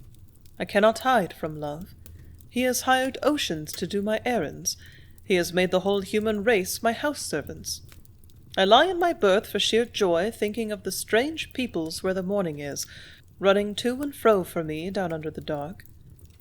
Next to me, the great quiet throb of the engine, between me and infinite space beating comfortably. I cannot help answering to it, this soft and mighty reaching out where I lie. My thoughts follow along the great twin shafts my brother holds me with. I wonder about them. I wish to do and share with them. Were I a spirit, I would go, where the murmuring axles of the screws along the whirling aisles break through the hold, where they lift the awful shining thews of thought, of trade, and strike the sea, till the scar of London lies, miles and miles upon its breast out in the west. As I lie and look out of my porthole and watch the starlight stepping along the sea, I let my soul go out and visit with it. The ship I am in, a little human beckoning between two deserts. Out through my porthole I seem to see other ships, ghosts of great cities, an ocean of them creeping through their still huge picture of the night, with their low hoarse whistles meeting one another, whispering to one another under the stars. And they are all mine, I say, hastening gently. I lie awake thinking of it. I let my whole being float out upon the thought of it. The bare thought of it, to me, is like having lived a great life. It is as if I had been allowed to be a great man a minute. I feel rested down through to before I was born. The very stars after it seem rested over my head. I have gathered my universe about me. It is as if I had lain all still in my soul, and some beautiful eternal sleep, a minute of it, had come to me and visited me. All men are my brothers. Is not the world filled with hastening to me? What is there my brother has not done for me? From the uttermost parts of the morning, all things that are flow fresh and beautiful upon my flesh. He has laid my will on the heavens. His machines are like the tides that do not stop. They are part of the vast antennae of the earth. They have grown themselves upon it. Like wind and vapor and dust, they are part of the furnishing of the earth. If I am cold and seek furs, Alaska is as near as the next snowdrift, but my brother has caused it to be so. Everywhere is 5 cents away. I take tea in Pekin with a spoon from Australia and a saucer from Dresden. With the handle of my knife from India and the blade from Sheffield, I eat meat from Kansas. Thousands of miles bring me spoonfuls. The taste of my mouth 5 or 6 continents have made for me. The isles of the sea are on the tip of my tongue. And this is the thing my brother means, the thing he has done for me, solitary. I keep saying it over to myself. I lie still and try to take it in, to feel the touch of the hands of his hands. Does anyone say this thing he is doing is done for money? That it is not done for comradeship or love? Could money have thought of it, or dared it, or desired it? Could all the money in the world ever pay him for it? This paper ticket I give him, for this berth I lie in, does it pay him for it? Do I think to pay my fare to the infinite? I, a parasite of a great roar in a city? These 7 nights in the hollow of his hand he has held me, and let me look upon the heaped-up stillness and heaven of clouds. I have visited with the middle of the sea. And now with a thought I have furnished my hot plain and smoke forever. I have not time to dream. I spell out each night, before I sleep, some vast new far-out love, this new daily sense of mutual service, this whole round world to measure one's being against. Crowds wait on me in silence. I tip nations with a nickel. Who would believe it? I lie in my berth and laugh at the bigness of my heart. When I go out on the meadow at high noon, and in the great sleepy sunny silence where I stand, and watch that long imperious train go by, putting together the white mountains and New York, it is no longer as it was at first, a mere train by itself to me, a flash of parlor cars between a great city and a sky up on Mount Washington. When it swings up between my 2 little mountains, its huge banner of steam and smoke, It is the beckoning of the other trains, the whole starful, creeping through the Alps that moment, stealing up the Andes, roaring through the sun, or pounding through the dark of the undersides of the world. In the great silence on the meadow after the train rolls by, it would be hard to be lonely for a minute, not to stand still, not to share in spirit around the earth of a few of the big happy things, the far unseen peoples in the sun, the streets, the domes and towers, the statesmen and poets, but always between and above and beneath the streets and the domes and the towers and the statesmen and the poets, always the engineers. I keep seeing them, these men who dip up the world in their hands, who sweep up life, long, narrow little towns of souls, and bowl them through the days and nights. In this huge, bottomless, speechless, modern world, one would rather be running the poems than writing them. At night I turn in my sleep. I hear the midnight mail go by. That same still face before it, the great human headlight of it. I lie in my bed wondering. And when the thunder of the face has died away, I am still wondering. Out there on the roof of the world, thundering alone, thundering past death, past glimmering bridges, past pale rivers, folding away villages behind him, the strange, soft, still little villages, pounding on the switch-lights, scooping up the stations, the fresh strips of earth and sky. The city swooned before him, swooned past him. Thundering past his own thunder, echoes dying away, and now out in the great plain, out in the fields of silence, drinking up mad splendid little black miles. Every now and then he thinks back over his shoulder, thinks back over his long, roaring, yellow trail of souls. He laughs bitterly at sleep, at the men with tickets, at the way the men with tickets believe in him. He knows, he grips his hand on the lever, he is not infallible. Once, twice he might have... he almost... Then suddenly there is a flash ahead. He sets his teeth, he reaches out with his soul, masters it, he strains himself up to his infallibility again. All those people there, fathers, mothers, children, sleeping on their arms full of dreams. He feels as the minister feels, I should think, when the bells have stopped on a Sabbath morning, when he stands in his pulpit alone, alone before God, alone before the great silence, and the people bow their heads. But I have found that it is not merely the machines that one can see at a glance are woven all through with men, like the great trains, which make the big companions. It is a mere matter of getting acquainted with the machines, and there is not one that is not woven through with men, with dim faces of vanished lives, with inventors. I have seen great wheels, and steam and smoke like swinging spirits of the dead. I have been told that the inventors were no longer with us, that their little tired, old-fashioned bodies were tucked in cemeteries, in crypts of churches, but I have seen them with mighty new ones in the night, in the broad day, in the nameless silence walk the earth. Inventors may not be put like engineers in show windows in front of their machines, but they are all wrought into them. From the first bit of cold steel on the cow-catcher to the last little whiff of breath in the air-brake, from the first bit of cold steel on the cow-catcher to the little last whiff of breath in the air-brake, they are wrought in, fibre of soul and fibre of body. As the sun and the wind were wrought in the trees and rivers and the mountains, they are there. There is not a machine anywhere that has not its crowd of men in it, that is not full of laughter and hope and tears. The machines give one some idea, after a few years of listening, of what the inventors' lives were like. One hears them, the machines and the men, telling about each other. There are days when it has been given to me to see the machines as inventors and prophets see them. On these days I have seen inventors handling bits of wood and metal.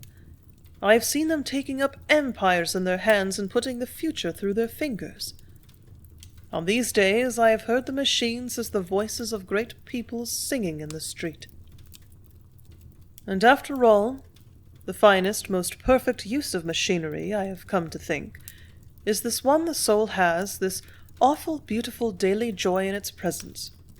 To have this communion with its speaking around one on sea and land and in the low boom of cities.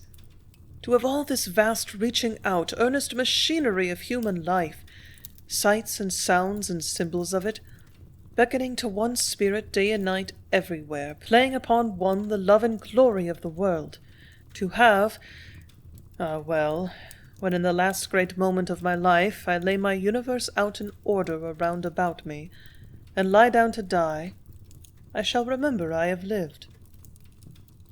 This great sorrowing civilization of ours, which I have seen before, always sorrowing at heart but with a kind of devilish convulsive energy in it, has come to me and lived with me, and let me see the look of the future in its face. And now I dare look up. For a moment that shall live forever, I have seen once, I think, at least once, this great radiant gesturing of man around the edges of the world. I shall not die now solitary, and when my time shall come and I lie down to do it, oh, unknown faces that shall wait with me!